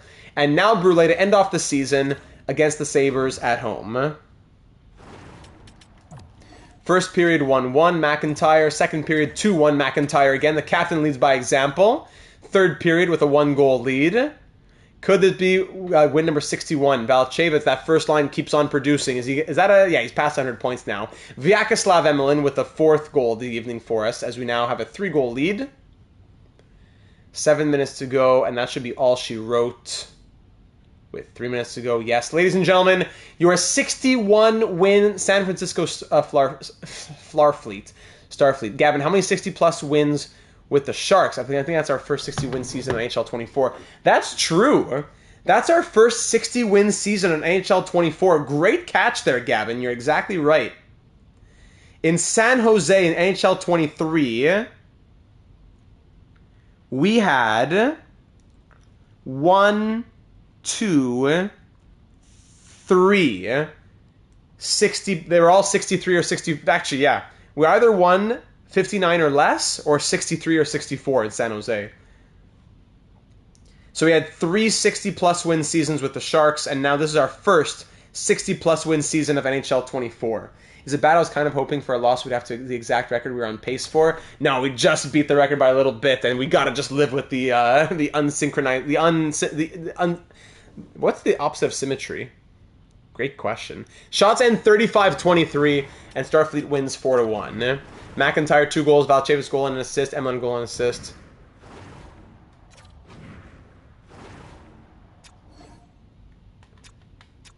Club Penguins asymmetrical. Very good. Thank you, Hobbsy. You watching some old Club Penguin videos, Leafs King? Love it. Okay, there's game 82. So, ladies and gentlemen, is that an obvious President's Trophy? You would think so. Remember, wins are worth 3 points, so 184-point season here. My goodness, yeah. Easy President's Trophy for us with a 61-15-6 record. So let me write that down. Let's put that in the Excel sheet. So, 61-15-6, beating our pace by just a tad. Playoffs, yes, for a 14th consecutive season. Division title, yes, for a 5th consecutive season. And 5, 6, 7, 8, 9. The 9th time in the last 10 years we've won our division. And the 11th time in 14 years. Conference title for also the 5th year in a row. 5, 6, and the 7th time in 14 years. And finally, President's Trophy in back-to-back seasons for the first time ever. And for the 5th time in franchise history. Take a bow. Could we beat last year's power play of 35.8%? And goals for it, I think we beat it as well. 4.62 goals for per game. Crazy. Next highest is 3.89, while you have Buffalo at 2.83. Goals against per game, 2.83 goals against, was the lowest in the league as well. Wow. Power play, 31.4%. We can still take 31.4, no problem. Still leading the NHL, lovely, by like 5%. That's our 3rd consecutive year of over 30%. And penalty kill, 82%. All right, that's our best penalty kill in 3 years, actually. So 82% is not bad at all, not horrible. And if we sort the entire NHL, yeah, that's actually 1, 2, 3, 4, 5, 6, the 7th best penalty kill in the league. So yes, more than just not bad. And another great away record at 33-7-1. 7-2-1 in our last 10 games to end the season. And now before I go and get exploding on the point totals here, let me take a sip. Oh yes, wow. 1, 2, 3, 4, 6 point per game plus players, ladies and gentlemen. Michal Valchevitz, 103 points. A career high by far beating the bust allegations, career high in goals and points, plus 38, shooting at 20.8%. What? Yeah, over 1,000 videos, Leafs King. Jonas, do we know if Crosby's signed to coach with another team? We don't, and it's impossible to check. Great question, though. Playing even a little bit of lower ice time than last year with the second unit penalty. Maybe, I don't know what, but lower ice time than last year. Valchevas with career high of 103 points. Well done. The first overall pick in 2030 with 550, passes 500 points as a Starfleet officer. Well done. Cole Perfetti at 35 years of age scores 99 points. The third best season of his career, I believe. Passing 1,100 points. Almost point per game in his NHL career now, as his years in Starfleet have been incredible for him. Power play points went down this year. But still a lot of ice time for Cole Perfetti. Artem Nesterov with 52 goals and 98 points. The first 50-goal season of his career.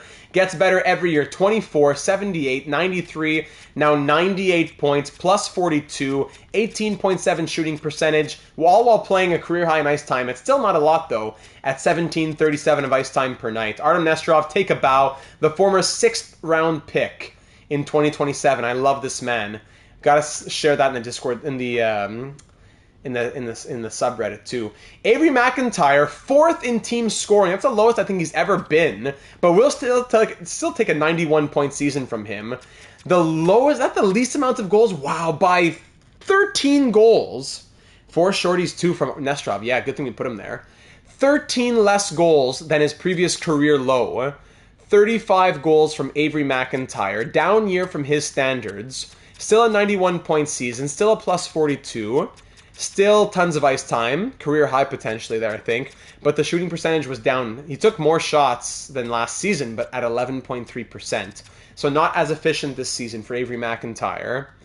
Still up there for sure. Still, what? Second best assist season. He was up there for the assists. All right. Rickard Rask now. Rickard Rask, 29 goals and 60 assists for an 89-point season. He keeps getting better as well. He'll want a ton of money this offseason, and it's not going to be easy to keep him. That's what I was really worried about. Skylar Lucic, 42 goals and 83 points in 70 whatever games played. 78 games played. Yeah, not 100 points, but I don't mind. On his career, yeah. One of Avery's best assist seasons, yes. Skylar Lucic scores 83 points. Anything that he does is incredible. So it's sad not to hit 100, sure. But I'll still take 83 and 78 from the 84 overall with AHL top 6 potential, who we have willed our way to this overall now. Greg Lankow, what? Playing 1340 of ice time, scores 77 points. He's got to be in the top 6 next season. Who comes out of the top 6 for Greg Lankow? Oh, that's going to be tough, but what a year from Greg. Well done. Cole Hudson, 70 points, and a plus 67. Wow, great bounce back. Fritz Meyer, 53 points and a plus 60. Wow, what a crazy year from that top pair. Chad Quint, 50 points, 29 goals and 50 points in his rookie season, playing 10:39 of ice time per night. 16 power play points. First year in the NHL, yeah, making a jump from the OHL. Chad Quint, well done. I pressed back twice, sorry. Gavin says it has to be Perfetti, though, maybe, right? Maybe Rask, if his ask doesn't come down. It's because Perfetti's 35. Still a monster, but when we think about the future, it's got to be Rask. But if he's wanting ridiculous money, we just can't do it. Emlyn scores 42 points in 77 games, getting his 12 minutes. Nice, he loves those 12 minutes. Kavanaugh, good rookie season, 40 points playing 10.5 minutes per night. Eriksson, 39 points and a plus 41, career high from Ludwig. Love that. Pruka, 31 points, very good. Yeah, career high from Pruka with his 10 minutes of ice time per night.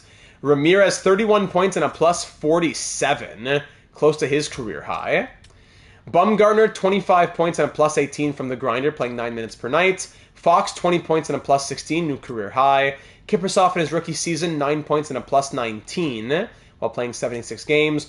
Mueller, 4 points and a plus 2 in 10 games. And Ferentz, no points and a plus 5 in 7 games. Goalies now. Jacques Brulé goes 45, 11, and 4 with 2 shutouts, a .908 save percentage, and 2.79 goals against average. While Juha Mikkola goes 16, 4, and 2 with 1 shutout, .909 save percentage, and 2.69 goals against. So who gets the start in the playoffs? That'll be the question. In the entire NHL, let's see. Rasmussen with 117 points to lead the way. Koltsov wins the Rocket with 67 goals. Nesterov not too far behind. Neil Waite, 85 assists, but Perfetti was 4th with 73. Is this Joshua Roy? Didn't we have him at one point? No, we did not. It was, in Arizona we have him. Yeah, in Arizona we have him, Joshua Roy. Best plus minus have got to be our guys. Yeah, Hudson 67, then Fritzmeier tied for 2nd with Victor Samsonov. Wow. What a year for the plus minuses there. Let's see. Most hits, Ryan Leonard. Most blocks, Simon Edvinsson. Giveaways, Daniel Couture. Takeaways, Cole Sillinger at 150. Fights, 26 fights from Jonathan Stevenson. There you go. 6'1", 3-star physical. Makes sense. Rookie skaters. Could that be a Calder for Quint? I actually didn't even think about that. Could that be the Calder for Chad Quint? It may very well be. And Kavanaugh could even get a little some votes as well, as he finishes 5th in rookie scoring. Any rookie goalies who ran away with things? Not really. There were rookie goalies who were... A lot of rookie goalies who were starters this year. But I think Quint can say that he's going to get the Calder. The worst plus minus goes to -42 to Raphael West, 77 overall. -42. And Colby Kunitz, -40. Sheesh. Okay, defense here. Hudson just behind Adam Fox, but will the game take into account that he was plus 64 better than Fox? Is plus 64 worth more than 2 more points? I hope so. Cole Hudson, plus 67. Is that an NHL record even? Please tell me that Cole Hudson will win the Norris Trophy this season. Please. Goalies now. Jacques Brulé led the NHL in wins. Love to see that. Minimum 50 games played. Save percentage. Brulé is tied for 2nd in save percentage, but he is the best in goals against average. So it could be a Vezina for Brulé, and it could be a Jennings shared between Brulé and Mikkola. It could be. Then after next year and his 1.9, he'll want crazy money later. Wasn't Brulé medium elite? Now he's medium starter? Anyways, there you have it. And over in the AHL, 88 points from Tukio in 79 games played. Very good. He is a 78. He could be in the NHL next season. Jensen could also be there. 78 points from him in 77 games. Filppula, hopefully he grows with a medium elite potential and a strong 66-point season. Vasanov, Brody, Denny, Artukin, etc. And goalies, Zieler, both of them played about 40 games each, and Drouin de Laurier's numbers have been better with 6 shutouts as well, so we'll let him continue as the starter. And there we go. Anyone we want to check in on? Maybe Nazar in Dallas? Nazar in Dallas? Nazar, 64-point season. Yep, that makes sense. I'm happy for him. Well done to Frankie Nazar. All right, now time for the postseason, ladies and gentlemen. Off-season done, regular season done. Now time for part 3 of the live stream as we approach 2.5 hours. You know what? We're making good time. We approach 2.5 hours here. First, we got to see who's going to be playing in the wild card game. So thankfully, we got to but we get to play one of the weaker teams. But does that mean anything in franchise mode? Not necessarily. We'll play Edmonton, Chicago, or one of the 2 New York teams. Islanders and Rangers facing off there in the wild card best of 3. Cole Hudson had the 19th highest plus-minus amongst defensemen in NHL history and 41st overall. Thank you, Chromium. That's much appreciated. I didn't know he would be that low. Some crazy plus-minuses in NHL history.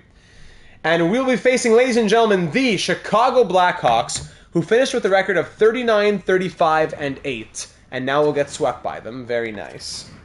So let's see. Our record with Chicago... We've played Chicago once. In year number 9, we faced Chicago in round 1 and lost in 5 games. So here we are now in year 14. Bobby Orr was a plus 124. Yeah, those were crazy years. Crazy years. Chicago, they just squeaked in, right? Were they the 18 seed? Chicago was the 17 seed. Yeah, the second to last team to be qualified there.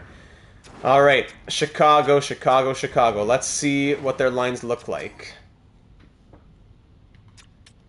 for the 2037 postseason. Chicago. Oh, here we go. Isaac Howard at an 86 overall, with Connor Bedard at an 89 only. Okay. And Ivan Demidov. There he is. Demidov, 4 points in those 2 games and an 84-point season. Same for Bedard with 4 points, but a 78-point season. No, he was a choker. Cone, of course. And Howard, 84 and 82. He scored 2 points in 2 games. Second line, Aino Petrel, Manny Cunningham, and Sylvain Gauthier-Leduc. Love it. Mathieu Lemaire, Rhys Dumba, and Cam Cholfido on the third line. Jared Quick, Callum Ritchie, and Nathaniel Draper on the fourth line. Gauthier-Leduc, goal and 2 assists. Cunningham, 2 goals. Okay. On defense, it's Shannon Weidman with David Jiricek. Blackhawks should have drafted Demidov in the real world, yes. Second pair, Ottavainen with Lacombe, and Bjornfot with Lundqvist. So, first pair, 85-83. Second and third pair, between 76 and 78. And goaltending, it is 88 overall Fred Stepan, who had a 919 save percentage in the wild card, 31, 30, and 7 on the year with a 903 save percentage and 3.27 goals against, backed up by Jet Greaves. Mahler, Turco, and Cam Allen as the healthy scratches in Chicago. All right, ladies and gentlemen, let's do it. Game 1, round 1, no need to stop for a second. 61-win team, coming off of the heartbreak and the disgust of losing in Game 7 of the Stanley Cup Final last year. Gentlemen, remember that feeling of heartache. Remember how it was to sit in that dressing room and look at one another after what went down, on home ice no less. The journey back to the Stanley Cup starts now. Game 1 of the next 16 victories that we need. Let's do it. Game 1, round 1, year 14 postseason. Do not go gentle. Never go gentle. Let's do it. First period, it's 1-1 after 20. Demidov on the power play opens it up. Then Cole Hudson ties it. I forgot to say, who are we starting as at goalie? I think Brûlé makes sense. He was the starter most of the way. He had a crazy postseason last year as well. But Mikkola would not be the worst option if he starts to falter a little, because Mikkola showed himself to be good. Second period, 3-2. Gauthier-Leduc makes it 2-1, but then McIntyre on the power play and Eriksson to put us ahead. Shots are 33-18 for Chicago, but now we're make that a tie game as Lacombe scores on the first shot of the period. 3-3 game. Power play Blackhawks now. Killed off by Starfleet. Let's get some shots going here. Outshot 36-18 at the time there. 37-23 now. Let's wake up. 3-3 game with 5 minutes to go. Let's see if we can get a winner and not have to see the AI. Actually, no, there's no AI overtime because we're going to just go in 1 second left. All right. Only going into elimination games on these longer streams. So at the end of regulation, the shots are 40-27, and next goal is the winner to go up 1-0 in this series. On home ice, let's get it quick. Top 6, I'm looking at you. My 6 point per game plus scores. Go out there and get one right here. Halfway through overtime, power play Chicago. Killed off. Well done. Well done. And we got the shots coming at Gauthier-Leduc scores his second. Shots end 49-37. Oh my goodness, don't tell me. Completely. Hey, welcome back, King Turby. Welcome back. We need some luck from King Turby. We need a little bit of luck here after we go down 1-0 early in this series. That is not what we want to be seeing. We need a little King Turby magic. All rise for His Royal Highness. And let's get it done in Game 2. You thought you could play like that when King Turby wasn't in attendance? Now he's in the booth tonight. You better play your heart out at Enterprise Arena. Let's go. Game 2 to tie this series up. Don't you dare lose this one. Don't you dare lose this one. First period, 0-0. Second period, 3-3. Oh my goodness. Demidov, then Draper to make it 2-0. McIntyre, Lucic, then Nesterov to make it 3-2 as we score 3 goals in 5 minutes. Then Cunningham ties it a minute later.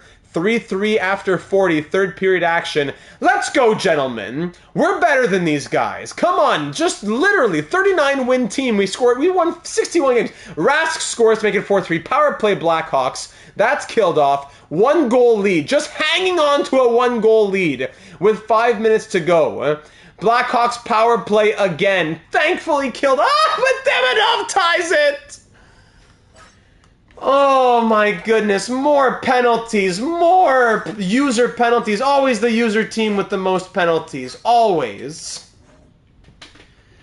Overtime for the second straight game here. Goal for us to tie the series. Goal for them to take a 2-0 series lead. Power play San Francisco. Power play Chicago. Oh my goodness. Both killed off halfway through overtime. Power play Blackhawks again. Killed off. Well done. 5 minutes left in overtime. Come on, boys. Final minutes. Off to double overtime. Double overtime, being outshot 44-39 against the 16 seed, 39 win Blackhawks. The 61 win team who scores 4.67 goals for per game, or whatever it was. 6 point per game plus scorers. And here we go, double overtime. Let's see passion, and Cole Hudson has it! Cole Hudson wins it in overtime and ties the series up at 1. That is what we were desperately needing. Oh my goodness, thank goodness. It's not over yet, but thank goodness. Demidov scored 2 goals there. Oh, Cole Hudson, who didn't show up as much last postseason. And King Turby when it was needed the most for the pub crawl. Hope you enjoyed King Turby with another one big 124. That's what we needed. King Turby was in attendance and you didn't want to show up?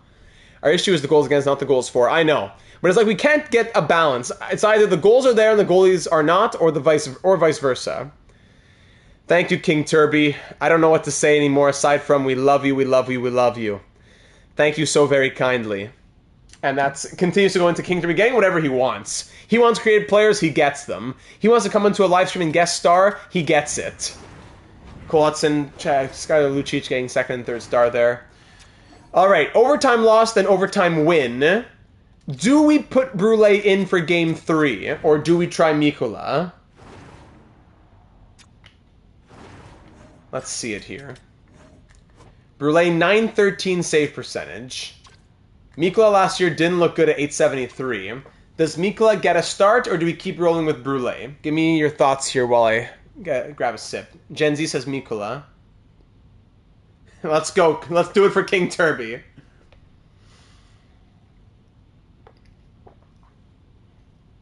Mikkola is my vote. Try for 1 game, says Gavin. Brule is playing well. It's just 4 goals against was a bit of a killer. It's just that it's more that I want to try Mikkola out, because if we wait until we're on the brink of elimination or something, it's too late. So I'll say, okay, I'll listen to the AGMs. It was pretty split, but I'm going to go with the ones, I'll put my vote on one side to tip it in the favor of Mikkola, and we'll give him Game 3 in Chicago at United Center to try and take a 2-1 series lead. Here we go, gentlemen, for the King. First period, 1-0 Starfleet, 22-5 the shots after 20. There's some passion, 22 shots in 20 minutes. Greg Langkow picking up where he left off last postseason. Second period, 4-1. Valchevitz, Langkow again, and McIntyre make it 4-0. Otavainen scores 1. Shots are 33-15. We got a 4-goal lead now as Valchevitz gets another one. Make a 5-goal lead as Valchevitz gets his second just 17 seconds later. 6-1 Starfleet, and that'll be a win for us. Now the question will be, can Valchevitz keep it... Sorry, can Mikkola keep it to 1 goal against? If Mikkola can keep it to 1 goal against, he definitely gets next start. There you go. Big 6-1 win in Chicago. Shots end 43-29. And we will gladly take that one. Hat-trick Valchevitz. My apologies. A hat-trick for Valchevitz. 4 assists from Cole Perfetti. And 2 goals from Greg the Ledge Langkow. Greaves, that's true! Former Starfleet officer Jet Greaves. Great catch. Alright, Mikkola will stay in. In the AHL, we got eliminated. Of course, the 60-win team in the AHL, we got eliminated. We can only one 60-win team could survive. We lose in 6 games after going 58-17-7. Yup, that makes sense. Alright, Game 4 in Chicago. Keep up that pace, gentlemen. First period, 4-1. Yes! Yes! Rask, Valchevitz, and then a couple power play goals from Fritzmeier and Ramirez before Cunningham gets one, breaking the 4-0 lead just like last game. Second period, 8-3. Nesterov, Lucic and Nesterov with 3 power play goals in 3 minutes. Petrel scores shorthanded, then Howard again, and Nesterov answers back. Hat-trick, second period hat-trick for Artem Nesterov. 5-goal lead in the third period. Make that a 6-goal lead as Rickard Rask gets in on the action. 9-3 Starfleet. All right, we survive a little bit of a scare, but it's not done yet. 3-1 series lead, and we'll try to end it back home in 5 games. They beat us in 5 games back in year 9. Now let's beat them in 5 games in round 1 of year 14. 9-3 the final. Shots end 38-31. A 900-plus save percentage night for Miklos, so we'll take it. 3 goals and 2 assists from Nesterov. 2 goals and 3 assists from Rask. A goal and 3 assists from Lucic. Oh my goodness.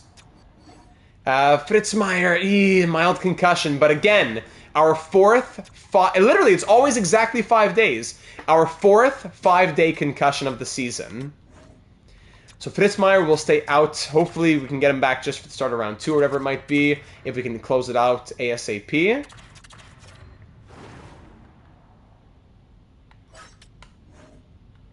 Ference comes in. Good. All right, let's close it out in Game 5, back at home. And let Fritzmeier rest up. First period, 1-0 Blackhawks Lacombe. Second period, 2-2. There you go. Bedard make it. Welcome to the series, Connor Bedard. He made it 2-0. Then McIntyre scored twice, including a power play goal. The captain ties this game up at 2. Third period, being outshot 24-23. Win this period, and we're off to round 2. Let's call it a day. Done and dusted. Let's move on. Who's going to be the one to put us ahead? Power play Starfleet. There you go. Valachevitz with his 5th in as many games. But then Jordan Quick. Was it Jordan Quick? Quick on the 4th line. Ties it at 3. 6 minutes to go. Shots 41-29 Starfleet. Final 5 minutes. Next one's the winner. Final minute. Power play for the Hawks. Do we go into overtime? Do we go into overtime? No. It's not an elimination game for us. Overtime action. A goal for us pushes us through to round 2. A goal for the Hawks pushes it to another game, and it's a power play goal from Cunningham. All right, we're off to Game 6 in Chicago with an overtime loss. Tough. We'll give Mikkola another one, but if he had, for example, were to have a bad performance in Game 6, it would be Brule for Game 7. Game 6, let's close it out, gentlemen. No need to let them get back in for a second. First period, crush their confidence. 1-0, Valachevitz power play goal. Thank you. Second period, no scoring. Shots are 29-27 for Starfleet, but it's only a 1-goal game. Power play, 5-on-3 to start the period. No goal scored on our side as the Blackhawks stood tall in a penalty kill. Halfway through the third, there's Langkow. Thank you, giving us a 2-0 lead. We needed that. We needed that. Is that enough to push us through? There you go. Mikkola answers back. He bounces back after a tough performance in Game 5 for a Game 6 shutout. 36 saves from Mikkola. Shots end 44-36. And he gets first star honors with a 36 save shutout. Stepan did well. Langkow goal and an assist. And that'll be all she wrote. King Turby, I want phasers set to not stun. Maximum aggression. Yes, King Turby. Phasers set to not stun. That's what I like to hear. All right, let's move on. We made it to round 2, ladies and gentlemen. And let's see right here. Through those 6 games, Valachevitz scores 6 goals and 6 assists for 12 points. We had, 1, 2, 3, 4, 5, 6, 7, 8. 8 point per game plus players through round 1. Valachevitz 12, Rask and Perfetti 10, McIntyre and Lucic 8, Nesterov and Langkow 7, Fritzmeier 6, Hudson 5, Ramirez Emelin 2, Eriksson, Fox, Kavanaugh 1, nothing from Ference, Bumgartner, Quint, Pruka. They were negatives even. Eesh. Kiprasov. So now the question, do we keep Mikkola in? I think yes. But now he's making a case to stay for next season even.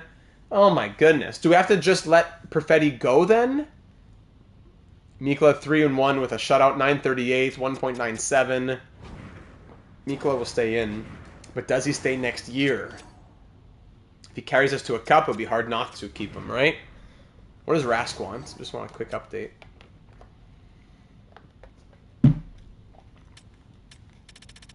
I'll grab a little sip there. Like, Langkow will want big money soon as well. Rask, yeah, so 3 by 15. 3 by 15. Crazy. We might have to trade his rights. And that would kill me because he's so good. But maybe we trade him his rights for a young prospect. I don't know what. We can't even see his trade value right now. No. All right, let's keep advancing. Fritzmeier should be back, and there he is. Yep. Phaser set to max. Get ready, boys. Defense. Ference. 2 games, even plus minus. No problem. Ference out, and Fritzmeier back in, who had scored 6 points in 5 games, and then was a +3. Yep. All right, our round 2 opponent, ladies and gentlemen, will be the Boston Bruins. Okay, we know Boston, right? Am I right? We have reinforcements like Greg. Yeah, we do. We can let Greg move up and Rask move on. Boston. We've seen Boston. Yes, we have. So first I'm going to put win Chicago 5. Yeah, we beat them. Now, Boston, we've only faced them. We faced them twice. In the 2027 Stanley Cup Final, we beat Boston in 5 to win our first Stanley Cup. We then beat them again in year number 8 in the semifinal in 7 games before we went on to lose the Stanley Cup. So we've beaten them twice, once in 5 and once in 7, and then we faced them for a 3rd time. There you go. I know, King Turby, I know. It's Boston, I know. We'll just have to suspend reality for a moment and cheer for Starfleet. Okay, let's check out those lines from the Bruins. Boston Bruins. All right, lineup here. Matthew Poitras on the first line with Zachary Bolduc and Sven Nordgren. 6 points in 7 games from Nordgren, 6 points from Bolduc, and 8 points from Poitras. Second line, former Starfleet officer Ryan Rubrick. Former Starfleet officer who we traded to Boston, yes. Ryan Rubrick, who has 7 points in 7 games. McTavish, and this guy Jaden Riley, a 77 overall. Okay. Nicolishin, Luke Misa, former Starfleet officer as well. Luke Misa, correct? Or is that in... No, that was in Vancouver, excuse me, so we didn't have him here. And Roman Lintner, Machelli, Sakic, and Beauchemin. Hey, Sean Avery, welcome to the stream. Long time no see, buddy. Perfect timing as we're here moving into round 2. Defense, atrocious. Cole Connor and Bradley Horkoff. Okay. Adam Yurchek and Artemi Kniazev, franchise Data 72 channel legend. And Hellenius with Charlie McAvoy, who's 39 years old and 80 overall. Teemu Hellenius. And goaltending, it is Harvey Steckel at a 909 save percentage, 87 overall, 41 wins on the season, backed up by Dwayne Willis. Scratches, Rawlings, and Vietnin. All right, so there's the lineup. Put Fanboy on pause, no problem. Yeah, who's this guy Sakic? Elias Sakic, 6'4" power forward. There you go. All right, look at the lineup. Give me literally 10 seconds to just get my good old eye drops.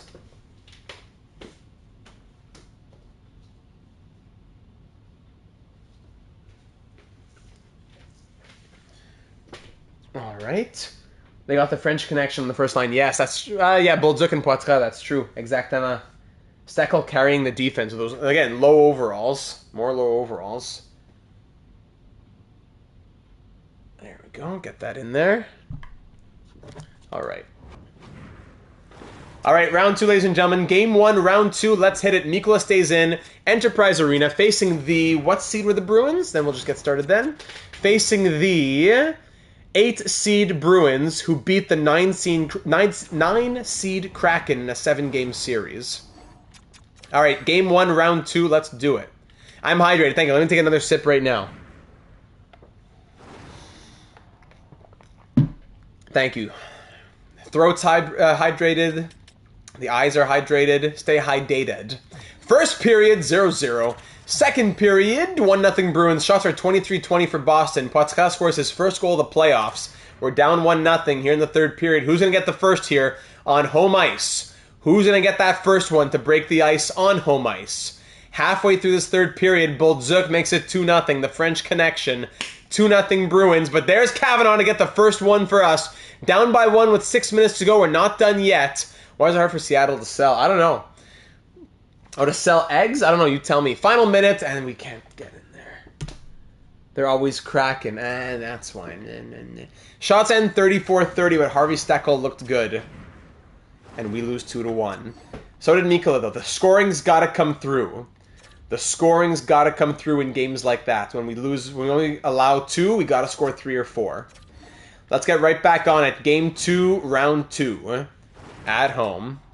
First period, he scored on the first shot. Thank you. McIntyre scores. Then Poitras with his second in as many games. And Chad Quint with his first NHL. That was, yeah, it was his first, right? Could it be? Or was it his second?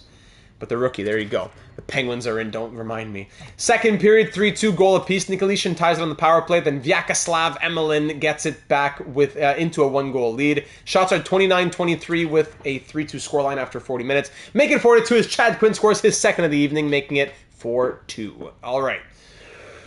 Horkoff makes it a 1-goal game with lots of hockey still left to be played, but Chad Quinn gets the hat trick! The first hat trick probably of his career, but a playoff hat trick for the rookie as he makes it a 5-3 game. Look at that! Wow! 5-3, final 2 minutes. Kiprusoff gets his first career playoff goal, and then Michelli answers right back. So it was a bit of a barn burner here as 10 goals were scored, but we win 6-4, outshooting Boston 40-32.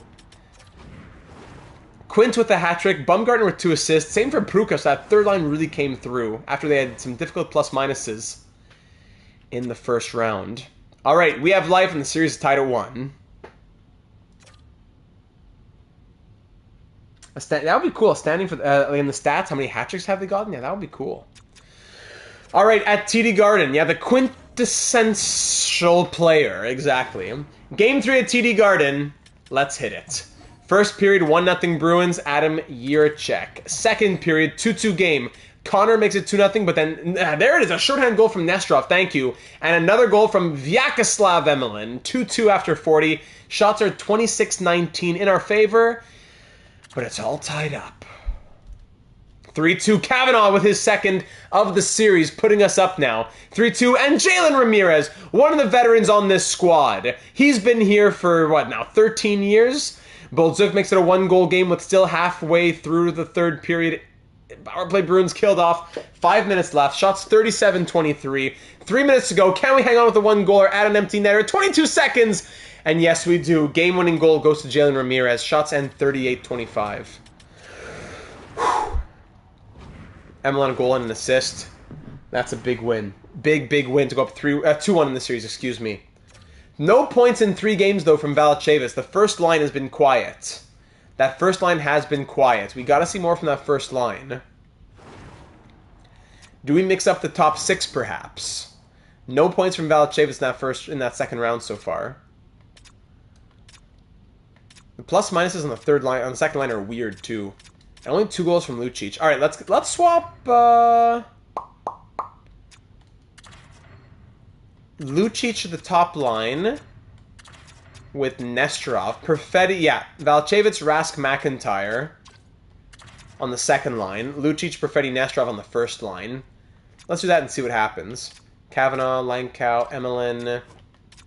Sure, why not? And Mikola now at a 921 save percentage. All right, keep it up, Juha. Mikola.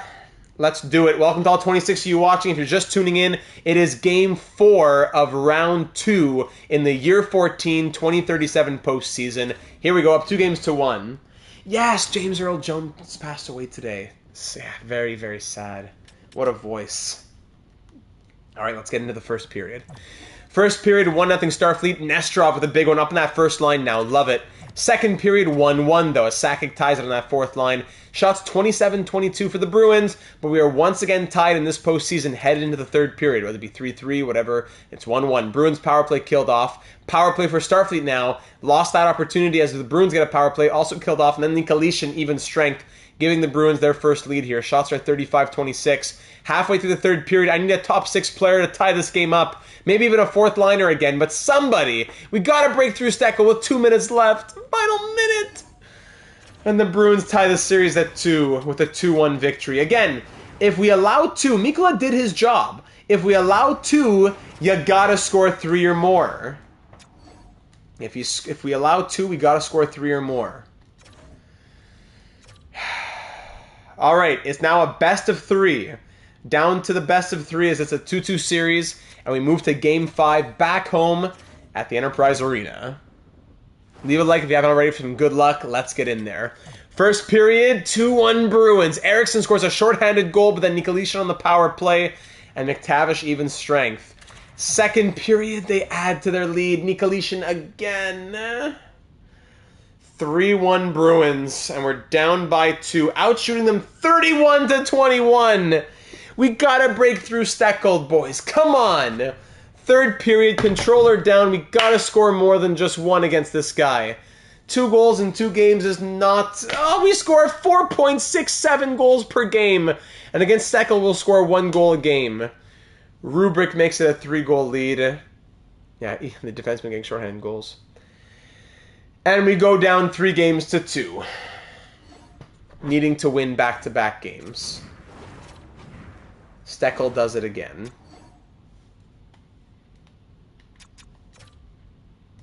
Zero points in 5 games for Valachevitz after he scores 12 in 6. Or 12 in 5, whatever it was. 11 in 5. Or maybe he got 1 point? No, I think he had 6 and... Yeah. Pretty sure he has 0 points this entire round. Lucic only 2 goals. You're killing me. Okay, McIntyre's coming out to play with Nesterov. But on his wing will be Valachevitz. No, that's no chemistry. Rask.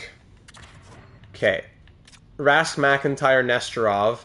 Valachevitz, Perfetti, Lucic. The bottom 6 is okay. Kavanaugh only 2 goals. Maybe Quint comes up. He had that hat trick, but then nothing else. Let's put Quint up. Yeah, Avery first line always. Bumgarner can play center. Come on, Fleet. Let's go. Okay, there are the line changes. On defense, Bam Bam Bumgarner. Let's go. On the third, he's a grinder, though. That's why I prefer to keep him on the 4th. Quint has the 5-star shooting.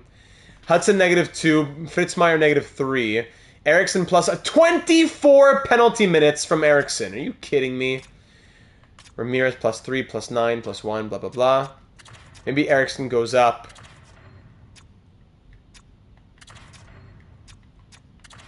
Hudson, Eriksson, Ramirez, Fritzmeier. Let's mix it up. And do we keep Mikkola with his .920 save percentage, or do we give a chance now with our backs against the wall to Brule? Mikkola's not been bad, so I would have a hard time saying so, but I would listen to the AGMs if they said it. While I take a little sip. Need that grit? Yep.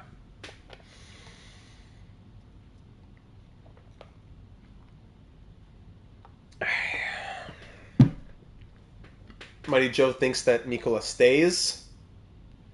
Mikkola stays, says Gen Z. Penguins sweep through the Flyers. Of course they do.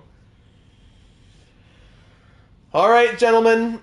Remember that heartbreak. Remember that disgust. Remember that sadness of Game 7 of the Stanley Cup Final last year. We fought all the way back through 61 wins and everything else to be back at this point. Game 6 of the second round, we got to win these 2 to continue our journey for the Cup here in year number 14, our second to last year as GM, before we do the big 10-year wrap-up to year 25. The stage is yours. Find that tank within yourself. Game 6, round 2, needing to win back-to-back. We've done it many times before all season. Let's do it now. First period, Bruins score early and we're down 3-1 just like that. Oh my goodness. McAvoy, Rubric. Valachevitz gets a goal, then Rubric again. Outshot 15-11. We have 40 minutes to get back in it. Down by 2, we got 40 minutes. Controller down. Thank you. McIntyre. Let's go now. There it is. Skylar Lucic, just his 3rd goal of the playoffs. This is what I'm talking about. 3-3 game, and we're back in it halfway through this game. Second period ends 4-3, Cole Perfetti. From down 3-1 to up 4-3, Perfetti scores his first. Lucic scores his first in a very long time as well. Mac and Cheese and Luch. Shots are 29-21. Up by 8. We're up by 1 in the score line. Make it up by 2. Nesterov, thank you.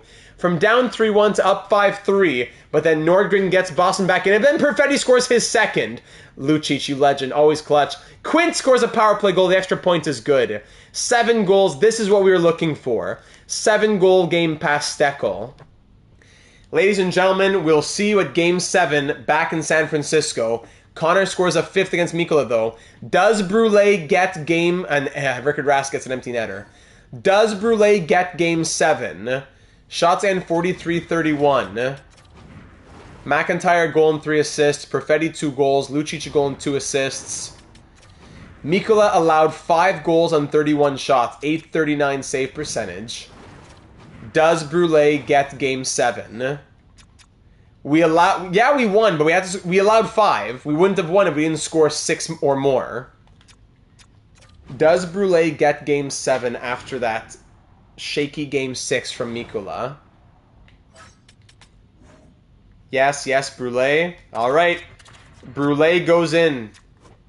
Brule's going in for Game 7. Jacques Brule, he's been watching from the bench for a little bit.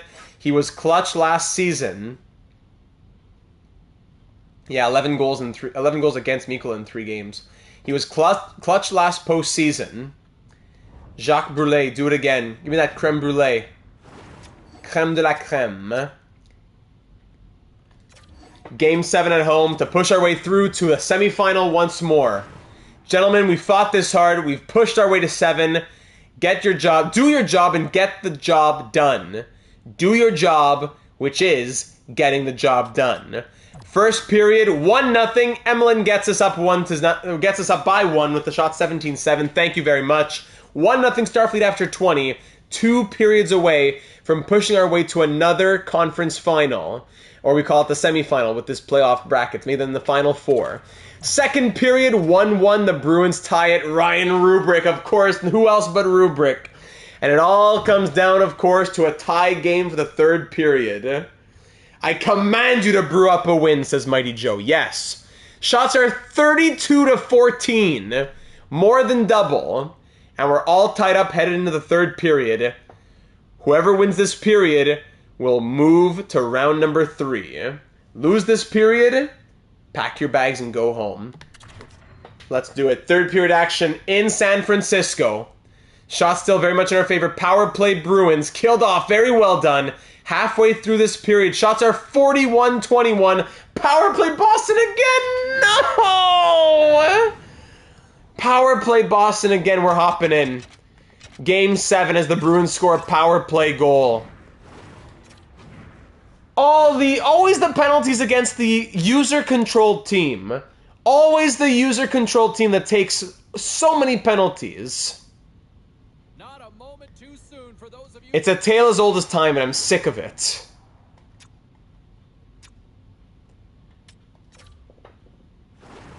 Let's put the shooting sliders up. We still have time. We have lots of time. We have lots of time.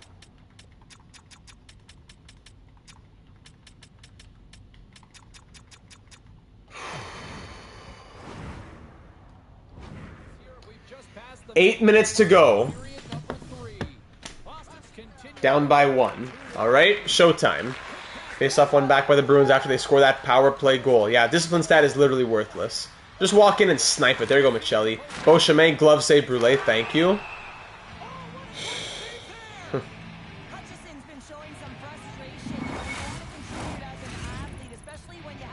Nathan McKinnon at 40 or 41 now, leading the league in points and goals, I should say.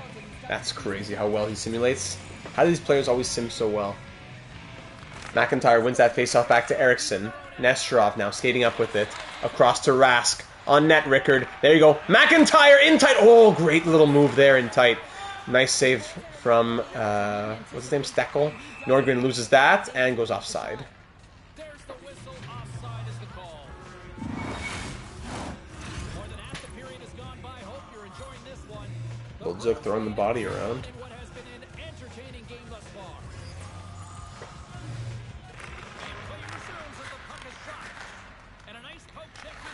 Eriksson slides by. I don't know guys like McKinnon and Rantanen sim great, but I've never seen McDavid win an Art Ross. Well said. Well said, Gavin. Horkoff takes a big hit.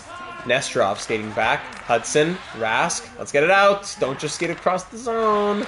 Eriksson. Hudson. Skate up with. There you go. Rask. Stays on side. Nesterov can't get it on net. Puck scramble there. Alright, Nordgren coming back. 1-on-2. Nordgren on net. Blocker save Brule. Vancouver bias. Classic. Rubric. Jiricek. Glove save Brule. He'll hang on. Let's get the second line out. Do we move full forecheck? May as well. From press to full forecheck. Offensive zone pressure. Let's go aggressive. No, let's stay standard. For break. No. Okay, aggressive. For breakout. Kniazev stopped. Here we go. Fritzmeier. Up to Lucic. Now here's Ramirez. Find that pass. Okay. Alright. Perfetti. Dumps it in. Find the net now. Kniazev board pins by Lucic. McTavish. Lucic breaks it up, but then McTavish still comes away with it. Riley into Starfleet territory. Gets by one. Rubric, oh, just stopping it by doing the splits there is Brule getting a toe on it. Oh, wow. Another desperation stop there in the crease. Get it out, boys. Fitzmaier, Valchavis. Don't skate backwards. Thank you. Lucic got out of the zone at the very least. Perfetti on net. Ramirez! Oh, my goodness. Was that part of the boat? Ramirez again! I think that was a blocker saved through somebody's legs. And Emelin in tight, Steckel hangs on to it. Wow. What a chance there from Ramirez. 6:02 to go.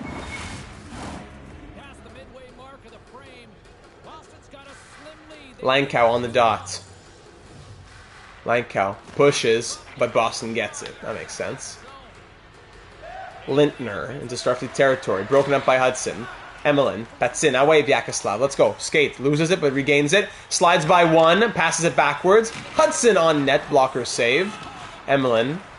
Langkow picks it up. Look in front. Hudson. Eriksson can't get the shot away. Come on. Quint. Oh my goodness. Off the post. Hudson. Eriksson. Langkow again. Blocker saved by Steckel. Oh, Quint had such a good chance there. Now here comes Nikolitin the other way. Stops up on net, big block. Eriksson to Quint. Let's get that first line coming out. Langkow on net, Langkow. Nisa. There you go for the dump. Get the third line, first line out with the third deep pair. Good. McIntyre. Across to Kiprasov. Over to Rickard Rask. On net, Rickard. There you go, just wide. McIntyre. Nesterov, shoot bellow. Nesterov with space, scores! What a snipe! With the 99 shooting accuracy! That's what I thought! Artem Nesterov ties this game at 2. What a snipe! His 8th of the playoffs. Artem Nesterov. Doesn't quite look like an Artem Nesterov, but that's fine by me. Nesty with the zesty. Love it. Artem Nesterov, absolute snipe. Belle photo, look at that. And the Bruins take a timeout after that one. 2-2 game with lots of time left. 4:56 left in this one, and we're all tied at 2. Lots could happen still in regulation. McIntyre and Rask getting the assists on that one. Not done yet, boys. Hellenius. Poitras. Poked. Still has it. In front. Okay. Keep with it. Board pin. Keep with it. 4 players back there. Yep. Classic. Fish for it. Poitras comes away. There you go. Back up. Literally back up to allow him to come in. This was low-key one of the worst things I've seen in a long time. Whoa. Whoa. Whoa. He's fighting with the board pin. Poitras gets it. And he literally skates backwards to allow him to come in and shoot. To go back to get on, because just on paper he's the left D. On paper he's the left D, so he should be covering left D. But no, don't cover the puck or stop the guy walking right in front of you. Skate all the way back into that position. Wow. One of the worst things we've seen in a long time. That's saying something. McIntyre's shot is blocked. Let's go. McIntyre still with it. Bumped though. Ugh. Nordgren across to McAvoy. Now to Boldzuk. Can we stop him? Alright. Fox, get in there on McAvoy. Good. Stay with him. Gives it to Bolzuk in front. No one covering him. Big save from in front again. Get it out. Oh my goodness. Change these lines here. Kiprasov, dump it in. Thank you. Wholesale change. McAvoy. Hellenius. Oh, almost got there. Bolzuk. Hellenius again. Ryan Rubrick. McAvoy to Riley. Into Starfleet territory. To McAvoy! Scores! Oh, that was a quick one. That was a quick one. And we need another to get back into it again. The 39-year-old captain. Everyone follow the puck. Nobody cover him. That makes sense. The winger comes down beside the goal. Number 50. That's it. Come down by the goal line. Defense down there is one thing, but forwards are all down there. Do it. Do it, Mark. Alright, we're back in again. Put me asleep on net. We're back in it again. No, I'm awake. Let's go. We're back in it again. 3.5 minutes to go. We need one more to tie it back again. Puts head in hands, literally. Eriksson. Let's go, Ludwig. Timeout soon. Perfetti, shoot, Bello! All that space. Oh my goodness. I'll call timeout when we get timeout more for like an offensive zone drop, probably. Connor, McTavish. We still have energy from the top, from the second line, if not the first line. Workoff. There you go. Eriksson, get it out. Across to Hudson. Now up to Rask. It's a risky pass to Valchevitz, and he'll dump it in. Okay, let's get the third line out then. You guys have no passion. McIntyre has it, but nobody's with him. Shoot, Mac. Shoot, Avery. Just do it yourself. Oh, my. Doggy, we're in Game 7.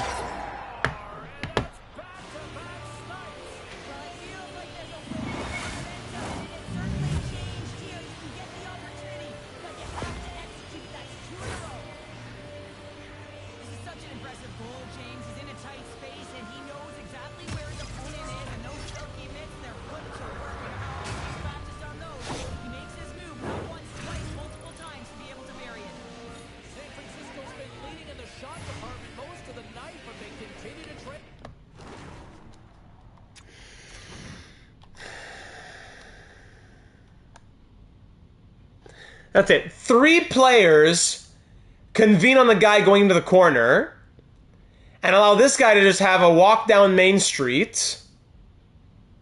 They came onto him good, but he was way too open for way too long. Where's Brule with the blocker side coverage? And there you go. 49 shots, and this guy Steckel's going to stand us up now. Oh my goodness. Are you serious?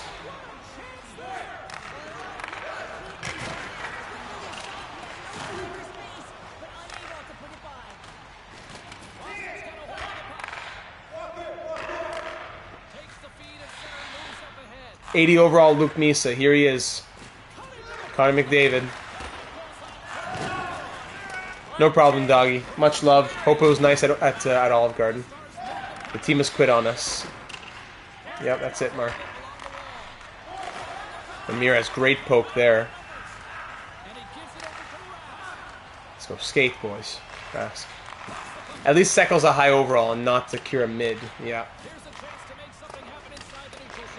Hey, Caleb, welcome to the stream. Team Eels, baby.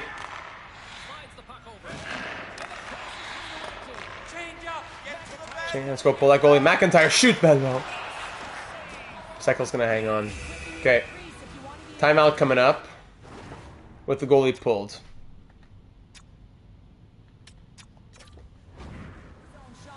Let's also make sure full forecheck, full attack. Anything we can do.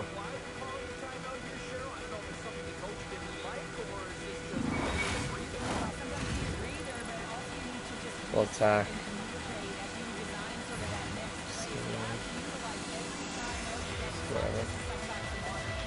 Alright, McIntyre wins the draw. Eriksson, quick shot, that's blocked. Come on, Hudson, keep it. Yes. Lucic from a short angle, stopped by Steckel. We'll get another chance. Very good. Very good. That was nice.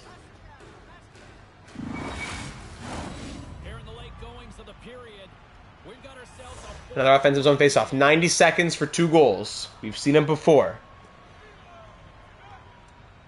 McIntyre wins that faceoff. Hudson on net. Quick save. Power play coming up. Yes. 6-on-4 coming up. Hudson blocked. 6-on-4. This is our chance. This is it. This is the only chance we're going to get. Let's go overload. That's it. They spent the whole budget on Giroud Sandstrom.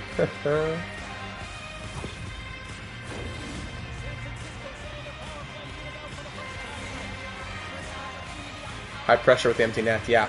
6-on-4 chance, ladies and gentlemen. Face off won by McIntyre again. Hudson breaks the stick. Nestrov, oh, desperation save. Get a new stick. Nestrov, Kavanaugh. Perfetti stopped. Nestrov, desperation save again.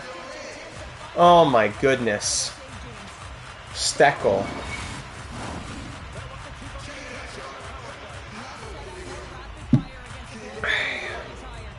Let's go, McIntyre. Keep winning those, please. Please keep winning those, Avery. One back by the Bruins. And Puthka's going to dump it. There you go. Hits off Perfetti's shoulder. Back up to McIntyre. Here we go. 6-on-4. Set it up. McIntyre in front. Nestrov! Oh, Diracek clears away the rebound. McTavish. Poitras. Ah, that's going to get by. Hudson. McIntyre.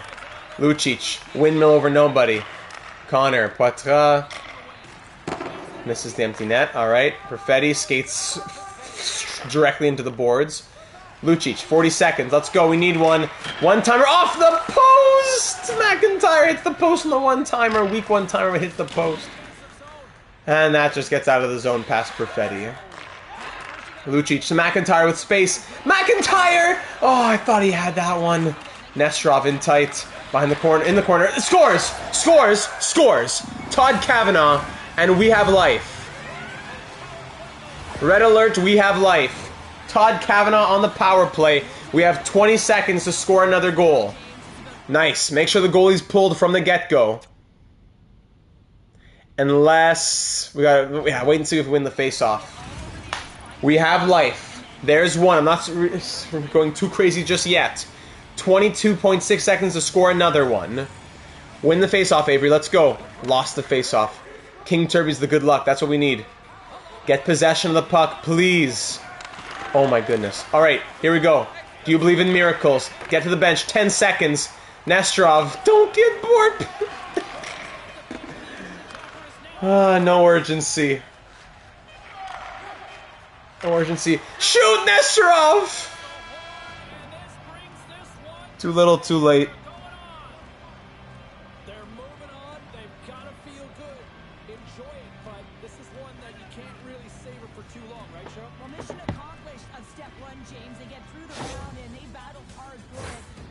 Too little, too late.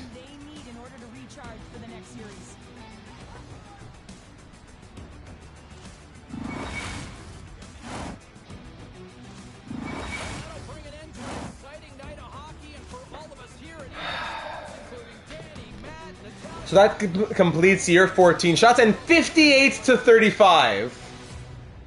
58 to 35. And Harvey Steckel, no problem, 948 save percentage, that's fine. That brings year 14 to an end. We'll do all the things still, but year 14 comes to an end. And still... Yeah, the crowd with the... Yeah, I know, the crowd kills me. Still no more cups to add to the trophy cabinet after all these strong years. We lose in round 2. And it would have been against Pittsburgh. Oh my goodness, that would have been something. Year 15 will be our last full season as GM. After that, we set things to auto. We kind of let the team go from there. The team that we've built kind of goes from there. We let things go from there. So year 15 will be our last year. We try to manually go through it, off-season, season, post-season, and win that cup. I know. Thanks, Hobbsy. Appreciate it. Valchevitz 15, McIntyre and Perfetti 14, Nestrov 8 goals in 13 games, Rask 13, Lucic 13, Lankow 12. Gavin's got some homework to do, no problem. Have a good night, everyone, and please trade Mikula. Thanks, Gavin. Leave your thoughts in the comments, please, if you have any like that, so we can remember for next time. Fritzmeyer, points per game, 11 and 11, but -3. Emlyn 8. Fox had 6 points. Quint 5. Hudson 5. A bit slow from Hudson. Kavanaugh 4. Ramirez 4. Bumgartner 2 points. Same for Pruka. Goal for Kiprusoff. Nothing from Ference. Brule ends 1-1-1 with a .906 save percentage and 3.6 goals against. And Mikolas 6-4 with 1 shutout, .912 save percentage, and 2.79 goals against. But hey, great timing for the dono at least. Don't get burned out with all these streams data. Get those well-deserved rests. Oh yeah. Eels! Thank you, Caleb, for that very generous $9.99. Yeah, I know these are, if there's ever time to get burned out, it would be now with like a 4-hour stream every second night. So I do try and keep it, the day off be the day off. And I do try and reply to comments more on stream a little if it's for the live stream. And on top of that, the donations do go a long way when it's 4 hours of my time per night where I could be doing things like, to do with work. But this is where I want to be. And even if, we've made over 1,000 videos. Over 900 of those have been with no donations, at least, right? So it's not about that. But when they do come in, they do go a very long way. Caleb, 2 more entries added for you into the next raffle, which will be done likely by the end of this month. You are appreciated, my friend. Much love. Team Eels, baby. Escalators. Let's sim to the draft.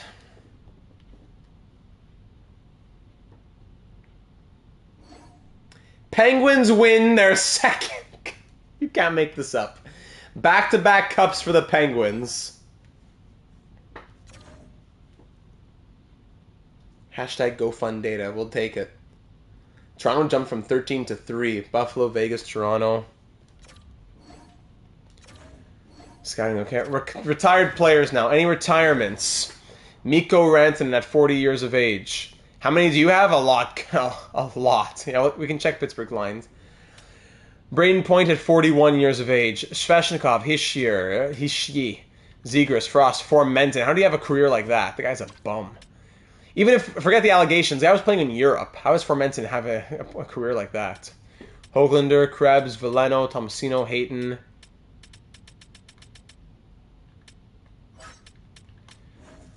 Goalies, Ottinger retires. Shilovs, Gavin, Markkinen, etc., etc. Anyone from San Francisco? No. Penguins, Voodoo added again. Nico, now a coach. Nico Hischier. The guy we just signed to an 8-year contract retired in the AHL. Goalie coach. Our head coach, Nicholas DeMarchi, retires, as well as our goalie coach, Kurt Kosti. So we need a new head coach and a new goalie coach. Ooh, that's going to be big. A couple of big things for next episode. We could just internally promote Cochran, who's an A+, but he doesn't seem to have the greatest fit, sadly. Maybe Bo Horvat or what? I don't know. Get hyped up, Mark. We could do it like that. He was pretty much involved from the start and everyone knew it. I'm not going to get into it here, but the way he faded out was incredibly bizarre. Formenton? Yeah, of course. Okay, a few things to look at. We'll look at contracts and the Penguins in a second, but progress reports. Overalls here. Valchevitz, I'm just looking for overall changes. Perfetti down to an 89. Nastrov up to an 89. Rask up to an 88. Lankow down to an 85. Odd. Quint up to an 83 with his medium elite potential. Was he always medium elite or was he medium top 6? I forget. Lucic down to an 83 for some unknown reason. Kavanaugh up to an 81. There you go. In the system now, Zieler's up to an 80. So Zieler could be in the NHL. And Drouin de Laurier at a 77. Maybe he's in the NHL too. But Zieler can definitely be there. Other players who grew. Phil Pilez at a 76 with his medium elite potential. Case study on Lucic. I can't wait until the end of the series when we do the whole wrap-up case study. Tarnstrom up to a 66. We just drafted him. That's great. Appleby, the guy from Bosnia-Herzegovina. I don't know how Lucic with AHL top 6 potential. Makes no sense. Okay, that's the progress reports. Now, first we gotta look at the Penguins lines here. Oops, right there. They did sign a couple. Yeah, they signed Antonio, right? Was this his first year in Pittsburgh? Ernest, yeah. They signed Antonio and McKinnon, so 2 big players right there. Yeah, so their team was better than last year. I'll give them that. This stream has been more exciting than the Monday Night Football. What's up in Monday Night Football right now? Defense, they brought in this guy, Kidd. Was Kidd already there? Yeah, Evan Kidd was already there. They brought in... No, defense was the same. The goaltending, they brought in this guy, Nikita Quap. I think he might have already been their backup. And Ricky Crosby.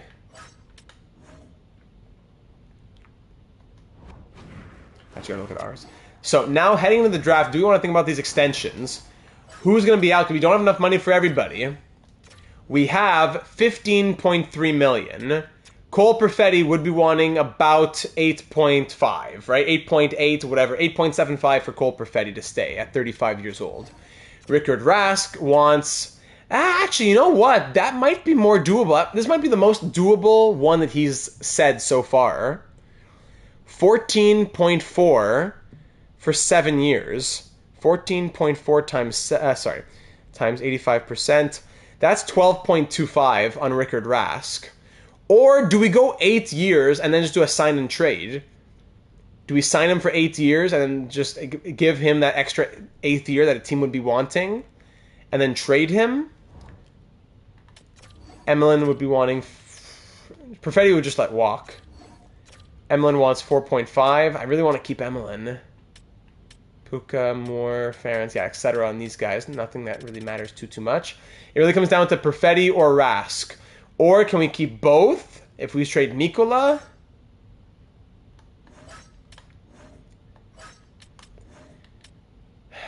Brule's got 1 more year, 1.9. Zeeler would need a contract. Game, 8x8. Are you serious? Unsigned players? No. So that's about it. It comes down to those 2 guys. Do we let Perfetti walk and give all the money to Rask? Or do we trade Mikola and get Zeeler into the goaltending tandem? That's what I really need you to... I know it's a short turnaround between episodes, but even after we ended in 5 minutes, if you want to leave a comment now, or anytime tomorrow on Tuesday, or anytime in the day or afternoon on Wednesday, so we can read it Wednesday night, it would really go a long way. I'd appreciate it. So, the coach is one question. The contracts/trades are another big question. And we have a ton of draft picks, so we could get value if we want. We have a first, 2 seconds, and 4 thirds within the first 3 rounds. So we can use those picks to our advantage. Maybe if there's one big guy we want to trade for, if we're adding value of Mikola or something. If a pick is up for grabs, especially if somebody wants a pick on their trade block. NHL ready. This guy, Datsuk's also NHL ready. And so is Mats Wiklund. Yeah, it's the top 5 for medium elite as per usual. It would be interesting to get a nationality like a German player or a Polish player. Because we need that. Leo Haller, A+ shooting similar to Tarasenko. Or Salcido, NHL ready, also A+ shooting. So it's next Wednesday, Fleet Friday, if I have my scheduling correct. Yes. Oh, I'm sorry. Yeah, what am I saying?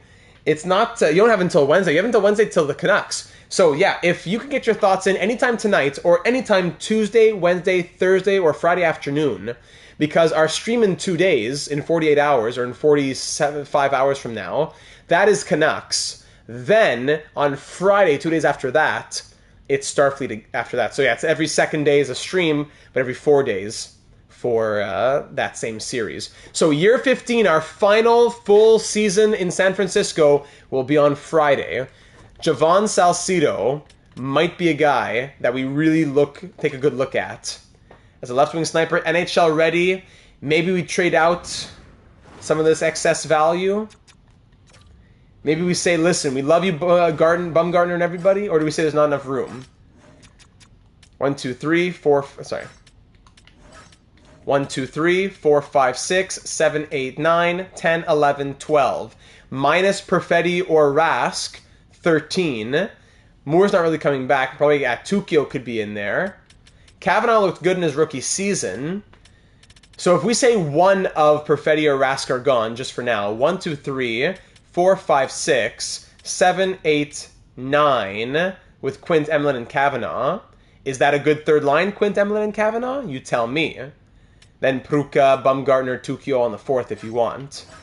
Well, defense would be 1, 2, 3, 4, 5, 6. They're all signed on. So defense is the only thing I really doesn't need to touch at all. Lanko and Rask could be 1 and 2. They could. But we don't even need to, actually, because McIntyre could go back to playing more full-time center. So the centers could be McIntyre, and then whoever's the worst of the face-offs here. It could be McIntyre and Langkow with Rask to the wing. Perfetti and Mikkola out, says Cheating Heel. I think we release Perfetti and Emlyn. Well, if it's Perfetti and Mikkola out, we should have the money for a little 1 year on Emlyn if we would want to do that. It's the end of an era, though. It would really be the end of an era. Cole Perfetti, man. What a trade that was. The good old Tyler Toffoli trade months and months ago.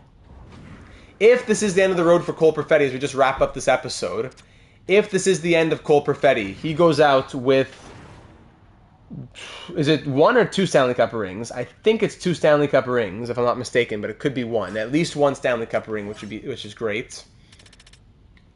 And he goes out as the all-time San Francisco Starfleet franchise leader in assists and penalty minutes at 726 and 535 respectively. Did McIntyre pass 1,000 points this season? Yeah, he had 91. That's true. So this season, Avery McIntyre scored his 1,000th point as a Starfleet member. The first player in franchise history to hit 1,000. That's awesome. I'd keep Rask over Perfetti just for the age difference, plus easy to get Canadians. True, Cheating Heel. It's true.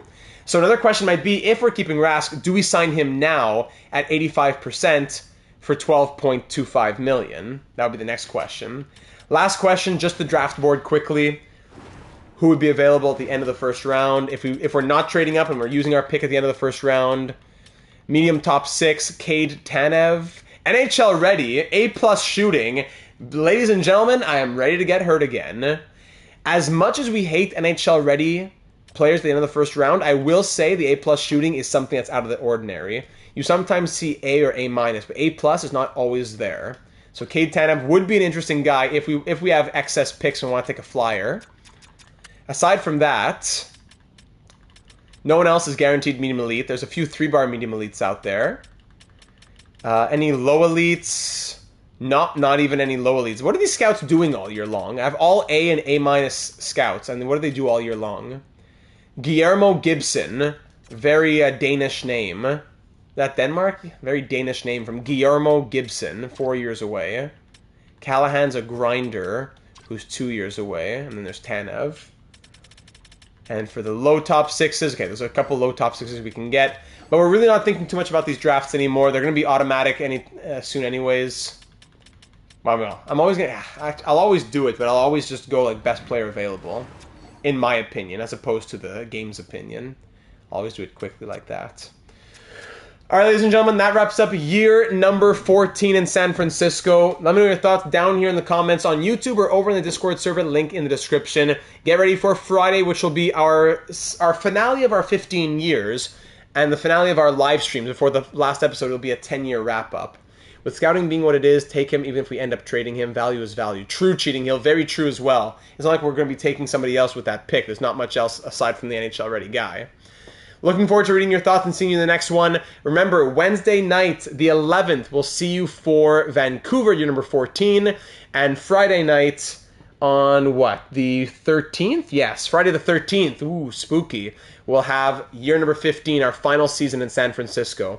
Much love, everybody. Leave a like if you haven't already. And, of course, subscribe to be aware of all of our uploads. Hit that bell to be notified when we go live and when we're putting up all the NHL 25 content coming through here. And hopefully, I would think, fingers crossed, the NHL 25 franchise mode deep dive maybe sometime this season. Again, this week. I think they would have said it today if it was Wednesday or Thursday. So maybe it's next week at this point. But again, subscribe so you can hear my thoughts on that and break it all down. I'm very excited for the franchise mode deep dive. Thanks, everybody. Good night. Thank you again, as always, for the very generous donations. And I'll see you once again in the next one. Live long and prosper as we move into the final year number 15, 2037-38.